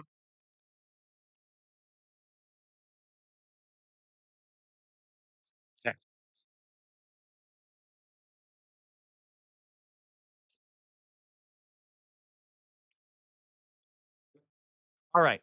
Almost done. Almost done, guys. Uh, oh. All right, so let's. I'll keep talking about the Gaza thing because I'm just gonna keep playing this video so that we can watch it a little bit while I'm finishing my face because I know there's a lot of silence right now. Talk Here we about go. that like strategy, and it seems like that would lead to the arrest or prosecution or certainly targeting of a lot of really lawful speech of people that have not yet committed terrorism, because you can't crack down on anything under the guise of pre-crime or preemption to terrorism. Yeah, this goes right to your point about free speech and why this is such an important question to anyone who cares about the First Amendment. Because how do you prevent a crime that hasn't happened yet, since there's no crime to go and prosecute? Did you know that 95% of girls in the most disadvantaged communities in rural Africa never complete secondary school? You have to look for those indicators we were talking about before, which is speech by definition. It is what are people saying that we associate with a future crime. And that's not unique to the Trump administration. This is inherent in every counterterrorism approach, which the government has embraced wholeheartedly in an institutional way since 9/11 in particular. And if you look at NSPM 7, the authorities that it activates are what are called joint terrorism task forces, which exist in every state across the country. Thousands of federal. All right. Okay, guys, I think I'm done. I'm done with the makeup. Thank you for bearing with me.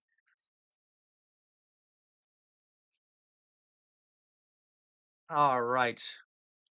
There we go. That looks good. Okay. There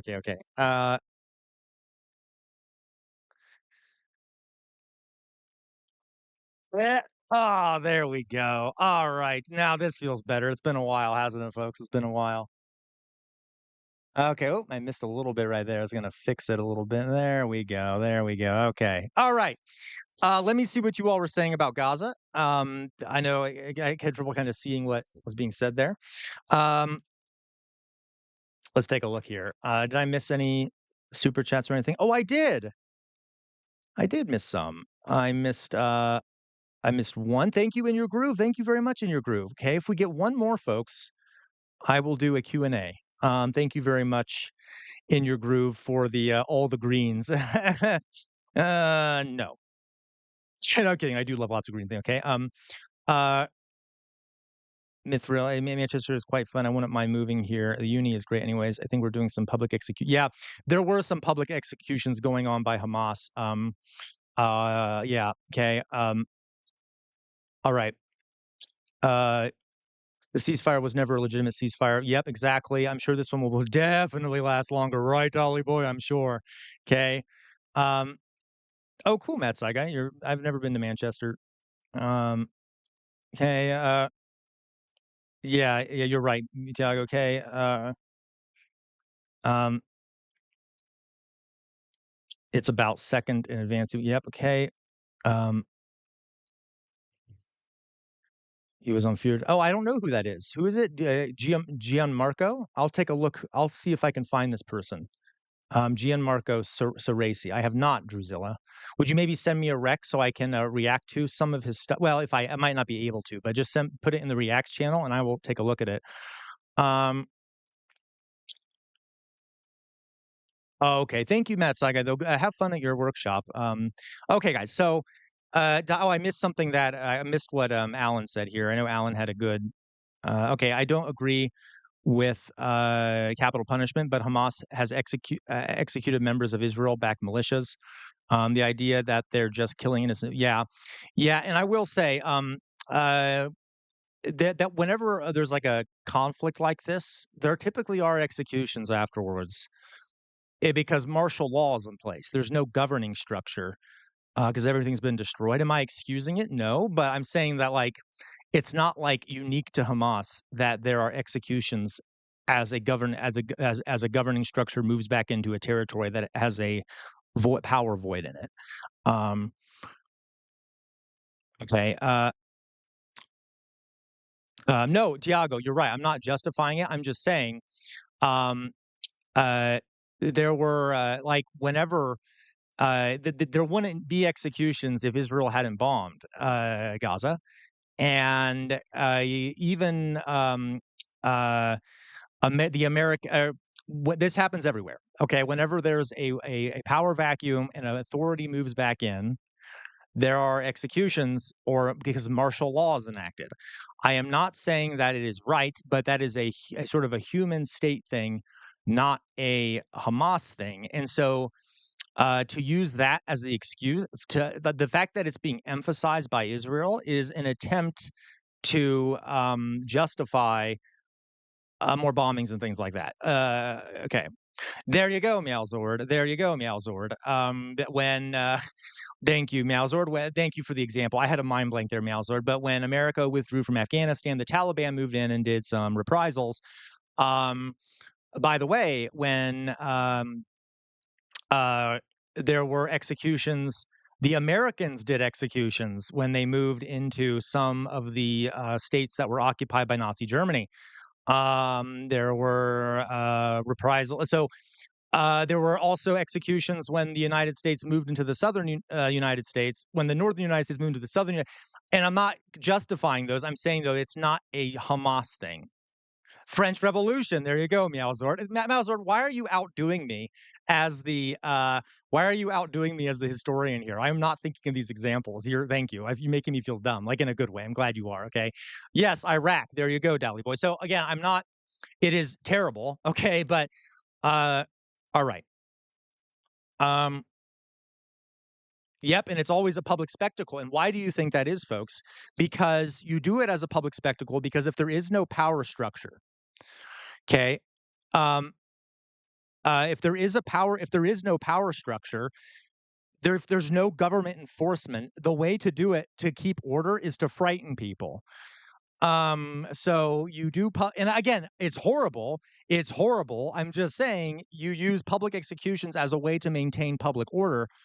And it's wrong, but without a governing structure, what do you expect to happen? Okay, I'll shut up there. I feel like I'm doing apologia for it, but you see what I'm saying here. Okay. All right. Okay. Yeah, exactly, Alan. But again, this is yeah, I disagree with Hamas doing that, but you can see that like it's not unusual. It's not a Hamas thing. Okay. All right. So, let's continue watching this. Okay. So I guess I agree with you, Alan, to some extent. Okay. Law enforcement agencies, many FBI, but other federal agents and local law enforcement who are deputized into these JTTFs, is what they call them for short. And they're allowed to operate anywhere, unlike the National Guard, who are restricted by How dare posse you, Matt comitatus Saigon. and other rules that exist. These guys can go and do things that the military cannot. And so those are going to be the implementers on the ground. And again, they're looking for speech because that is how they think that they're going to be able to prevent something. All of these crackdowns are so incredibly vague. I mean, not only is just like any criticism of, American family values, like that sort of broad terminology, I feel like could apply to anything. What even are American values? It seems like that's not defined. But it reminds me of Trump's earlier designation of Antifa as this terrorist group, which they then seem to, I guess, say that they were cracking down. I saw somebody say, maybe it was Kash Patel or someone was giving an announcement on television that they had gotten like the girlfriend of the founder of Antifa, which is hilarious because there absolutely is no founder of Antifa. So it just seems like all of these like national security directives. Oh, one other thing here too, folks, is what do you think Israel did when they moved in troops and directly they were already occupying the Gaza Strip, but when they actually moved in troops to occupy it, because they were doing summary executions. They were just doing it with bombs and things like that. Anyway, so okay, Alan, has there even been this much genocide denial and propaganda before? Yes, Alan. I could. Yes. I would say the one example of this where I think it's on par is the Armenian genocide. To this day, the Turkish government refuses to acknowledge it did a genocide, and a lot of Turks, even today, and I'm not generalizing about Turks generally, still don't think there ever was a genocide.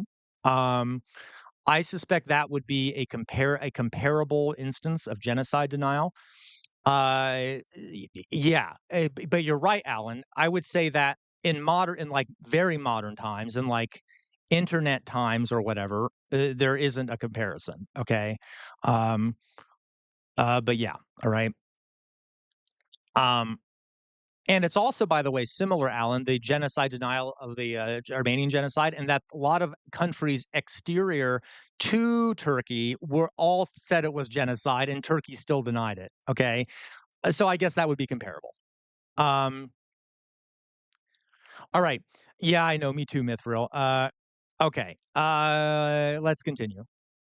Are just so incredibly broad. Yeah, and I think that's part of why this hasn't garnered the attention it should. I'm really glad that you're.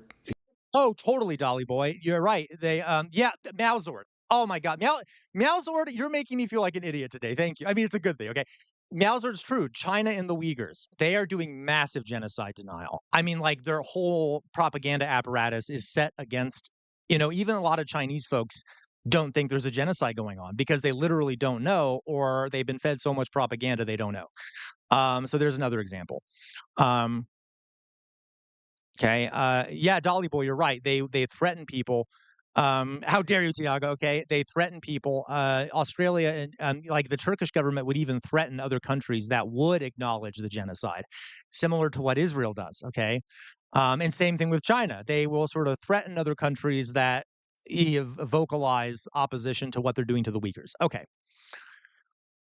Giving me a chance here to talk about this because I think on its face it sounds so absurd and outrageous that people are kind of like, this has to be sensationalized. But like most of what we're saying is right there from the document. I encourage people to go and look at it. And just because it's not clear what the legal authority is that they're going to use doesn't mean they're not going to do it. That's something else I want to stress because I saw so much media reportage in response to particularly the designation of Antifa as a domestic terror group.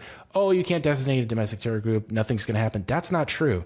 Just because you can't charge someone with domestic terrorism doesn't mean the FBI can't open an investigation. Doesn't mean they can't monitor those speech indicators. Also doesn't mean they can't harass you. Even if you didn't do it, if they open up an investigation, that often requires you to get a lawyer, which means you have to spend money. And trust me, the state has a lot more resources to do that than you will. They will harass you. They will take you away from work. They will bring you in. It's a harassment campaign. So even if they don't end up filing charges or they don't end up finding any evidence, it's still a harassment campaign. So it'll be a cooling effect where people won't want to even have that happen, even if, so they will avoid doing anything that could even be interpreted that way. Oh, that's disgusting, Doug. Of course they did. That we were just talking about. It just means that they might need to charge a different crime than terrorism. Meowzord. You said in your original post, like, you don't want to sound hyperbolic, but that this NSPM-7 is essentially a declaration of war on anyone who doesn't support the Trump administration and its agenda. Can you talk about what you meant by that? Yeah, when I first wrote it, I said a declaration of war on the left, but then I reflected on it and looked at those indicators again. I thought it's more than just the left. When you say non-traditional families, that could be like my Indian friend who happens to live with his parents because that's culturally, what his family does. That could be bachelors. This is just everyone who isn't a certain brand of conservative, I guess. And again, it's right there in the document. Yeah. This is not interpretive. This is like what they explicitly said. God only knows what the classified version. Folks, for those that were watching me when I did my Saturday live stream at the festival, well, kind of was the protest, there were some people, some like trolls in the chat, based off what Ken Klippenstein saying here about how this could actually be used against right wingers too who disagree with an administration. You notice that when I was talking to people, I said, "Hey, folks, hey, I'm not saying I like Biden, but the tactics Trump are using could easily be used by a future Democratic administration against the right." Okay. And that's true. And I think it does help somewhat to frame it as, what Trump's doing is legitimizing, um, uh, is legitimizing the use of these things in the future against all of you MAGA. Okay. I don't know if it worked very well, but Ken Klippenstein's right here. Trump yesterday said, I can enact the Insurrection Act. That means total power and control. Yep. Yes, he did, Alan. Yes, he did. Yes, he did. Versions of this directive floating around in the White House are. Well, since the Charlie Kirk murder, there's been just this persistent myth that like most of the violence in America is perpetuated by the left and the violent left. And we don't even know the full details of the Charlie Kirk's, shooter's political ideology. And I understand obviously what happened to Charlie Kirk was like, you're right, national news, but it just seems like it's getting harder and harder to even understand people's political ideologies because there's so many different factions of even the right, much less the left. Like the entire American political system just seems more and more fragmented. Yeah, totally. And federal law enforcement is swinging this sledgehammer around thinking they're going to hit this one group as opposed to, recently the FBI had a term, they called it salad bar ideology because they had so many problems placing individual tranches of ideological groups. And so that gives you a sense of not just how difficult their task is, but how recklessly federal law enforcement is going to respond to things like this because they're not going to come to it with the nuance that you just described and a nuanced viewpoint that I think if you just think of anyone in one's daily life, people don't fit neatly into these categories. And so I think there should be a lot of skepticism that we approach. I think that's the point. The whole point of terrorism is like, we're going to throw out civil liberties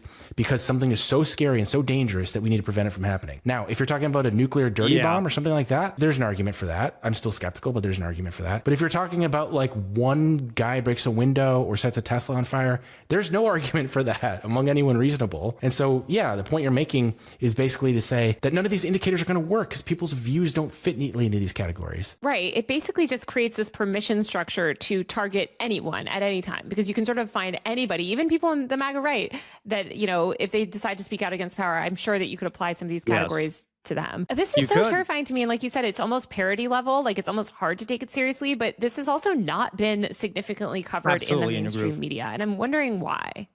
Sora 2 is okay. So we'll stop that there. That you guys get the general idea here. I just wanted to hear their analysis of this. It's pretty terrifying. And you're right, Alan. Once the First Amendment and due process is totally gone, what do we do? Alan, we still have economic power, which means we could still shut down the economy by doing a general strike. It would be basically a full fascist takeover. But as Andrew Jackson famously said, let's put it this way. I'm going to reframe what Andrew Jackson said.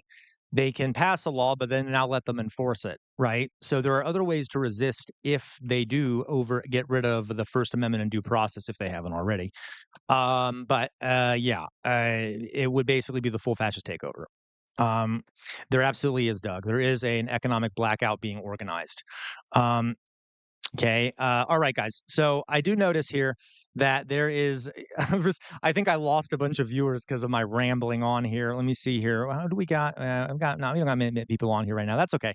Um, okay, but let's. I wanted to quickly. Uh, uh, what we're gonna do now, folks, is um. Wait, Matt Saiga, you should do that now. CR, not wait. Oh, I know Matt Saiga. Trust me, Matt Saiga. I know we need to do it now, which is why I have been pushing for it to happen now. I don't, and I will say, folks, it gave me some amount of hope to see the number of people that were out in the streets, because remember, there were millions of people out on the streets. I think we could convince a large portion of those people to engage in the strike if it were well organized. And we only need 3.5% of the population for a general strike to work, for example, or for a boycott to work. So I feel like it gives me some amount of hope. It just needs to be organized. And now, uh, you're right, Matt Sagai. Okay. So I'm going to open this up. This is from Doug here. So over in Montana, uh, this is over. Yeah, no, that's my thought. Toy is that the No Kings organization, which I think is called 5051 or something like that. Um, showed very good organizational capacity. The fact that they were to organize this nationwide strike. They had some flaws, which I have mentioned before. One is that they did not have, they didn't have a set demand that they were making. It was more a general venting of frustration towards the Trump administration, which, hey, I'll take it. It's, any protest is better than none. But if they were able to actually make demands or organize a stronger action like a general strike, that'd be fantastic. The issue here is that the No Kings organization is very liberal. It's very much linked in with the Democratic Party, and we all know how sluggish they are. Oh my God, I wish they would do better organizing and actually take some more extreme action. Um, yeah. But that is an issue. Is that they did a great job organizing, but okay. Um, okay. So,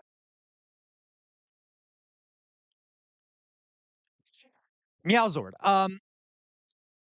Meowzord, I think that would depend on how much preparation is done in advance. So Meowzord says, do I think a general strike would be more effective as cold turkey or weaned slowly off corporations?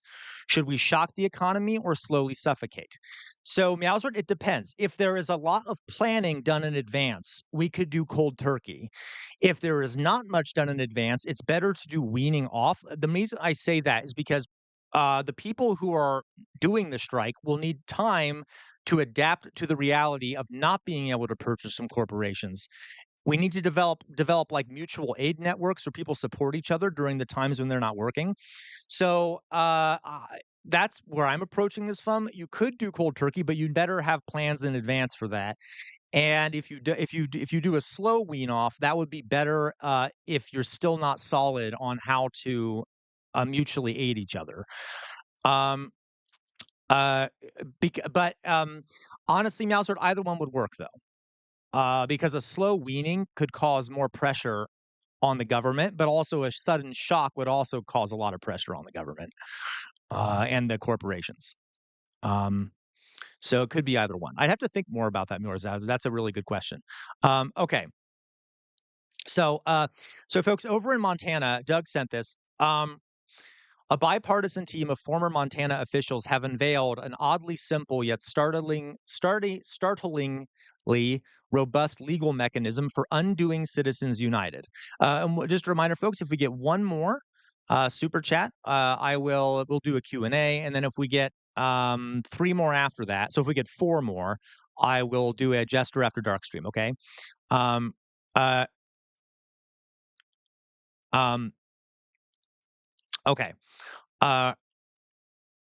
Let's see. Okay, sorry. Yes, that pairs back the list of corporate powers granted by state corporation law. They have drafted a constitutional initiative and are steering it towards Montana's 2026 ballot.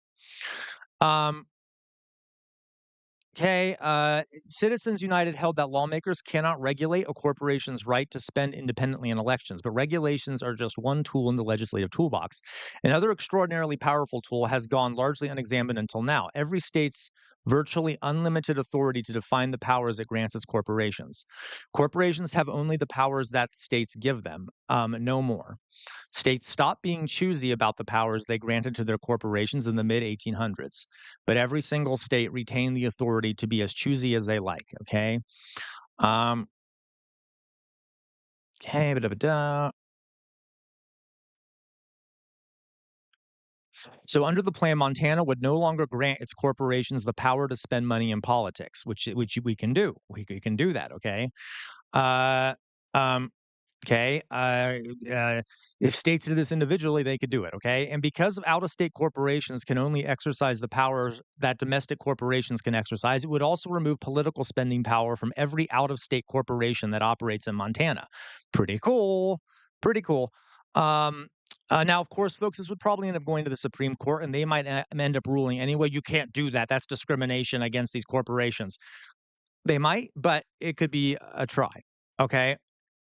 Um, right. Okay. So,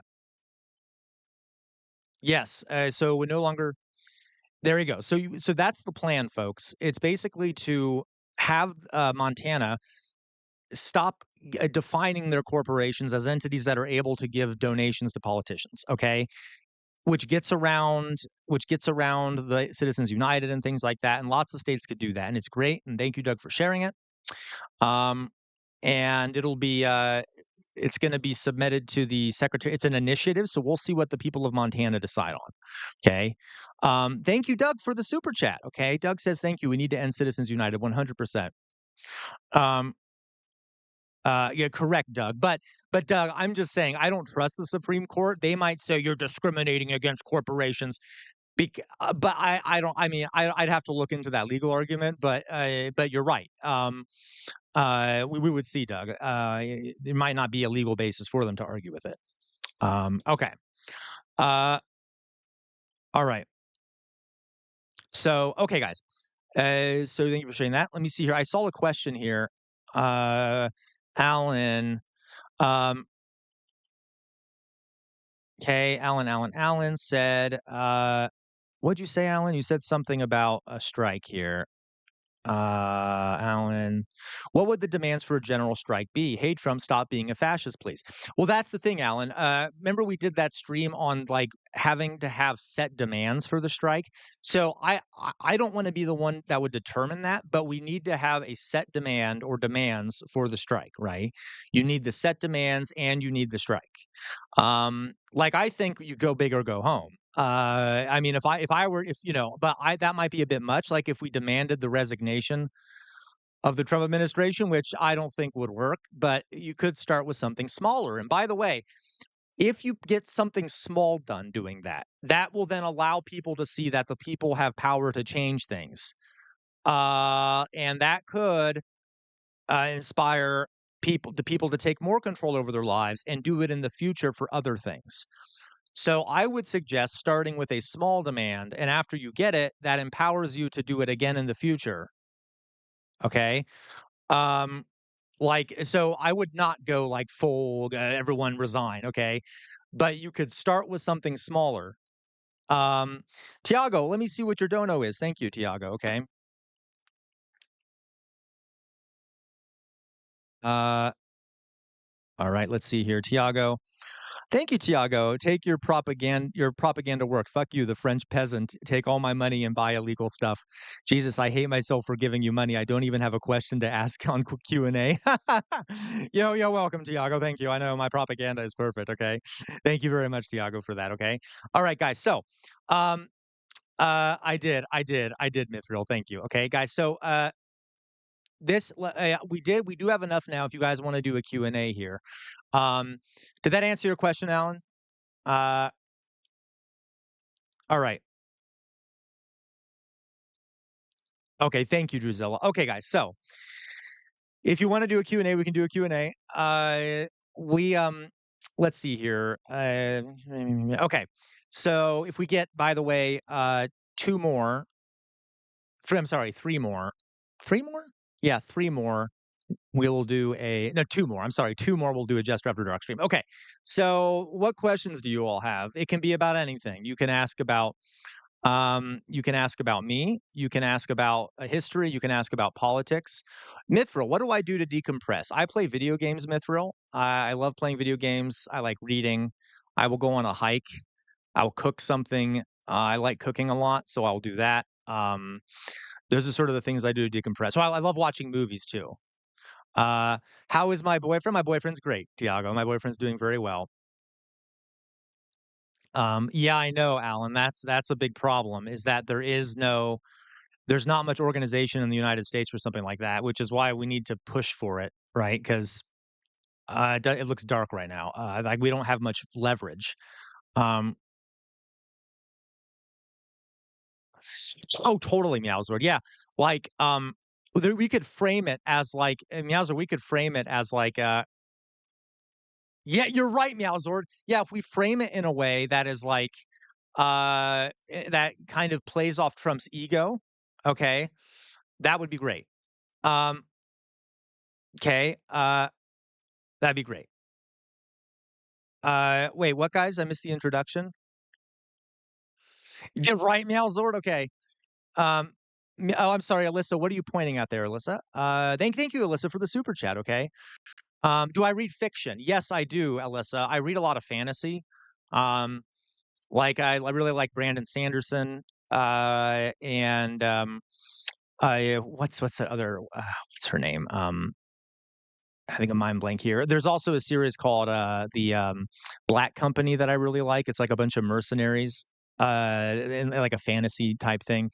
I like fantasy stuff. Uh, did I miss anything? Tiago. Uh, what introduction, Matt Saigai? What introduction, Matt Saigai? Did I miss something? What introduction? What introduction? Yeah, one more. Wait, what introduction do you mean, Matt? It's like I didn't miss anything. I answered the question. Tiago said, yeah, Tiago said, oh, where'd it go? He asked like, how's my boyfriend? I said, great. My boyfriend's doing well. Okay. Um, that is super interesting, Meowsword. How to get filthy rich in rising Asia. Ooh, that is not hard to get rich in Asia these days. With the rate of their economic growth, it's absolutely exploding over there. Hey, I get it, Alyssa. It also kind of you have to kind of like build up into it because it is a lot. But like once you're into it, it's addicting. Yes, you guys were. You were introduced to Aaron on the Saturday stream. You saw him there. Yeah. Okay. Have I tried Döner? I don't think so, Winterland. What is Döner? It sounds familiar. Would you remind me? Is that food? I'm guessing it's food. Yeah, in your groove. So you're right in your groove. What was your question, Tiago? I don't know what questions I'm missing here. Okay, in your groove. Yeah, every economy kind of has ups and downs, especially when it has partially capitalist. All right.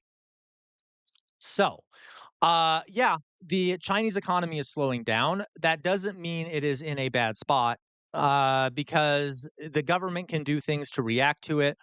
Yes, Winterlinde. I don't think I've had Met Brochen. Maybe I have.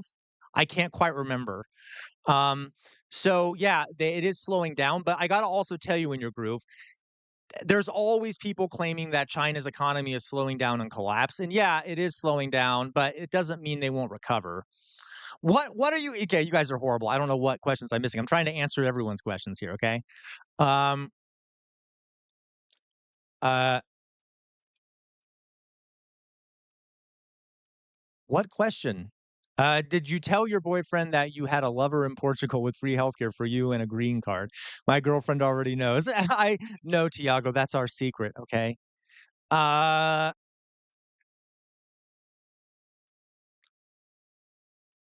hey, uh,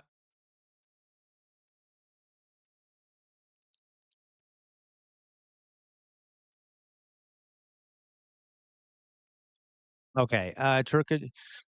Oh, no, I haven't Winterlinde. I will say I like currywurst. I know that's not like a Turkish thing, but I love currywurst. I don't like which is all over the place in Germany. It's a good street food. They are messing with me, okay? I know you all are confusing me. Okay, Alan, um, okay, God. Okay, Alan, do you have any advice for Muslims in the current hostile environment? My mom is a Muslim refugee, and there's increased hostility in American free Europe. Portugal is just banned burqas in public. Okay, so Alan, the best advice I can give on this is if your mother is lives in America, okay. I'm sure you know this, Alan. There are a lot of Americans out there who have no problem with Muslims, okay? And what immigrants have done historically for self-protection is develop ties, close ties within their own community and with friendly Americans. So my recommendation would be that she build close relationships with both other Muslim migrants and with they can be Muslim or non-Muslim, non-migrant Americans, if that makes sense. To develop a safety network or develop a what is it called? A support network. That to me is the most direct and best thing you can do in this situation, in a situation like this. It's sad that we would have to, but that's what I would do. Um, because and a lot of times, Alan, like, because there's only so much obviously your mother can do to change the ignorance of people out there. So the best thing to do is to, I guess, turtle it, right? Defend oneself, form a community of mutual support and aid and things like that. Um, all right. Uh, what else did I miss here? Okay. And folks, for the folks in chat that are not Muslims, okay, if you know any Muslim folks, okay, now obviously be careful about how you do this. You don't want to come across like you are like you're being stereotyping. Form relationships, like go introduce yourself to those Muslim neighbors, okay? Introduce yourself as neighbors. Let people know that you are their allies, okay? That you are there for them if they need you. You don't even have to talk about them being Muslim, okay? But just do form relationships with them like you would with anyone else in your community. Um, uh, okay, reach out to them. Um, all right, because you can guess, folks. Just knowing that there are friendly people in your vicinity can be a great relief in terms of stress and other pressures on immigrants. Okay, all right. Hope that answers your question, Alan. You got me thinking about a lot of stuff. Okay. Oh my God, you guys, we're not even after dark. Okay. All right. Okay. All right, guys. Any other questions here? Uh, you all are filthy degenerates. You're all filthy degenerates. Okay. Any other questions here? Um,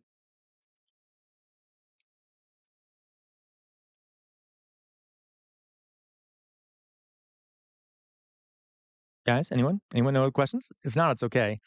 Uh, all right. Uh, oh, that's true, Matt Saiga. It is dark where you are. Okay. All right, guys. So if we don't have any more questions, we only need uh one. Well, how many do we need? We need, I guess. Oh, what's your my favorite cousin? Um, that's true, Alan. There are my favorite cuisine, Oz. Okay, Oz. Well, first of all, I really like Indian food. I also like a lot of like Mexican food, like spicy Mexican food and things like that. How dare all of you? Okay, that's true. I guess for all of you, it is after dark. But That's true, Winterlinde, okay? Alan, yeah, and so you're Alan, that's fair. But Alan, I would bet there are probably more than, um, you're aware of, okay? There are probably communities you can look up, um, and start building relationships with. They might not be as visible because of where they're living, but that's a defense mechanism, right? And then you can also form relationships with non-Muslims, non-Muslim immigrants, Americans who are open to that. Okay, I know I make it sound so much easier than it actually is, Alan, but um, that's what I would do. Okay. Uh, let's see here. Favorite pizza chain. There is my pizza chain. There's a pizza chain here called Massey's. It's won a bunch of awards. That's disgusting, Meowser. You disgust me. Okay, I thought you were on a winning streak today, Meowser. But mentioning Domino's makes you want to puke. Okay, anyway, so there's a pizza chain here in Ohio called Macy's that I really love. Donato's is really good too, SoCal. I actually really like Donato's. Okay, all right. Um, Okay. Yes, I've read Kropotkin, CR. Yeah, he's very difficult, but he's a brilliant anarchist thinker. Love, see, I can barely pronounce it, Kropotkin. What was his book on bread? Uh, okay. How dare you in your groove? How dare you? Okay. uh, are you excited for the Green Party British people in the chat? Because I am. Yeah. I'm very excited for that. I hope they can win. I do hope that. Okay. Um, what am I having for dinner? Alyssa, I'm having shrimp pasta. That's what I'm having for dinner. I'm excited for it. Okay. You're right, SoCal. It used to be Oz, favorite D&D class and race. Um, that's good. I like uh hmm, probably a half elf sorcerer would be my pick. I like half elves. Or an elf sorcerer, one of the two, would probably be my pick there. I also kinda like gnomes or halflings, either one really. But hey, that's a good question, Meowzord. Random idea for casual stream, doing one of those tier rankings. Oh, yeah, let's do that, Meowzord. So there's a site for that, right? There's a site I can go to. That sounds delicious, Alyssa. There's a site, right, I can go do that to actually, do the ranking for historical figures, right? That'd be a good idea, Meowzord, for a casual stream. Um Yeah, I'll try to find a Meowsword. Okay. So guys, if we get what is it? One more? One more super chat? I'll do it after dark stream. Um uh but at the meantime, we grung. Ooh, I've never heard of that, Oz. I need to probably look at the I love that, Oz. I need to take a look at it's been a while since I've looked at some of the updates, or maybe not updates, but I need to take a look at it. That sounds so fun. We should do a Discord D&D campaign, Oz. Alyssa, thank you. Everyone putting the burden on Alyssa here. How dare all of you? Thank you, Alyssa. Okay, we'll do the After Dark stream tonight. We will do that. Okay, we'll do an After Dark stream. Thank you, Alyssa. Doug, so this week I'm gonna do a reaction with my dad. I'm probably gonna do the oversimplified first, so I don't have it scheduled, but it is gonna be there at some point, Doug. Um, oh, that's cool, Winterlinde. A Hobbit's a great book. Uh, Oz, yes, please. We would need a DM, okay? All right, guys. Uh, all right, guys. So this is what we're gonna do. Uh, all right, I'm gonna get off for now, because we've reached the end of the time. I will do it a second stream later. Okay, we will do a Jester After Dark stream later. It'll be probably between 7 p.m. Eastern time, Eastern Standard Time, and no, it's okay, Doug. I get it. 7 p.m. Eastern time and 8 p.m. Eastern time, Eastern Standard Time. Okay, tonight. It'll just be on Twitch. We typically do these things just on Twitch because I'm able to show more without getting copyright strikes. So that's what we'll do. I will see everyone then. Let me do my little sign off here, folks. Okay, and again, folks, remember, I'm not gonna be streaming on Wednesdays, at least for a little bit, so I can have time to actually plan stuff, so I don't end up flailing around on stream like I kinda was today. Okay, so let's do this, okay? Oh, I love Shashi paneer, that's delicious, okay, uh, yeah, you guys are disgusting, okay? Alright, I mean, like, some of the comment, okay? Um, uncool CR. What's uncool CR? I know, alright, guys. So you all know what I'm about to say, right? You all know what I'm about to say. First of all, never stop. Oh, first of all, I'm sorry. No, that's true, Winterlinde. I'm sorry. Okay. First of all, free Palestine. Free fucking Palestine. Still not free. Still not free. Need to be free. Okay. Need to be free. Second of all, never stop resisting. The easiest way to resist is to think for yourselves. The easiest way to resist is to think for yourselves, and that includes when you watch me. I'm not perfect. I make mistakes. I always think for yourselves. Don't get caught in an information style. See what other people are saying, because the easiest way to resist is to think for yourselves. Okay. Thirdly, here we're living in a fascist moment in this country, not only in this country but around the world. Fascists thrive in an environment where people have lost faith in their democratic institutions because it's no longer providing them with the things they need. In order to fix that, folks, we need major reforms in this country, okay, and in other countries. We need major reforms, okay? You can't stand in the center. If you stand in the center, the fascists will walk all over you like you're a slug on the ground. We need major reforms. Lastly, on the wall behind me is a sword. The name of that sword, I'm loving this little hand thing. The name of that sword is Chainbreaker. Chainbreaker is thought to have been responsible for the death of 7 slave owners. Why do I have it back there? I have it back there to remind everyone that uh, our um, our ancestors made major sacrifices for some of the things um, that we have today. Okay, we cannot let their sacrifice go to waste, folks. Please, please, please, do not let their sacrifice go to waste, and always, always, always, always, always fight for a better future. Okay. By the way, folks, in the future, I will stream for I will stream for like up to 6 hours. But right now, of course, I'm still trying to establish myself and make an income. So eventually, yes, I will stream. I will do like Hassan length streams or whatever. Okay. But in the meantime, I'm just trying to sustain myself for the moment. But we will get there. Okay, we will get there. All right. Okay, folks. I know, J Mac. I'm kind of worried you're going to try and I'm gonna like you're gonna wake up and you're going to be breaking in to take it. But um, not that I would blame you. Okay. All right. Um, all right. Okay. Viva la vie, bohème. Exactly. Is okay. All right. Uh, I've already given up CR. Don't you dare, Matt Saigai. Okay, you're trying to use emotional blackmail, Matt Saigai. Okay, guys, I'll see you later if you want to come to the Jester After Dark stream. Let's do that. Okay, I love you all very much. I will see you all later, or most of you. Okay, have a good rest of your day, morning, evening, noon, night, wherever you may be in the world.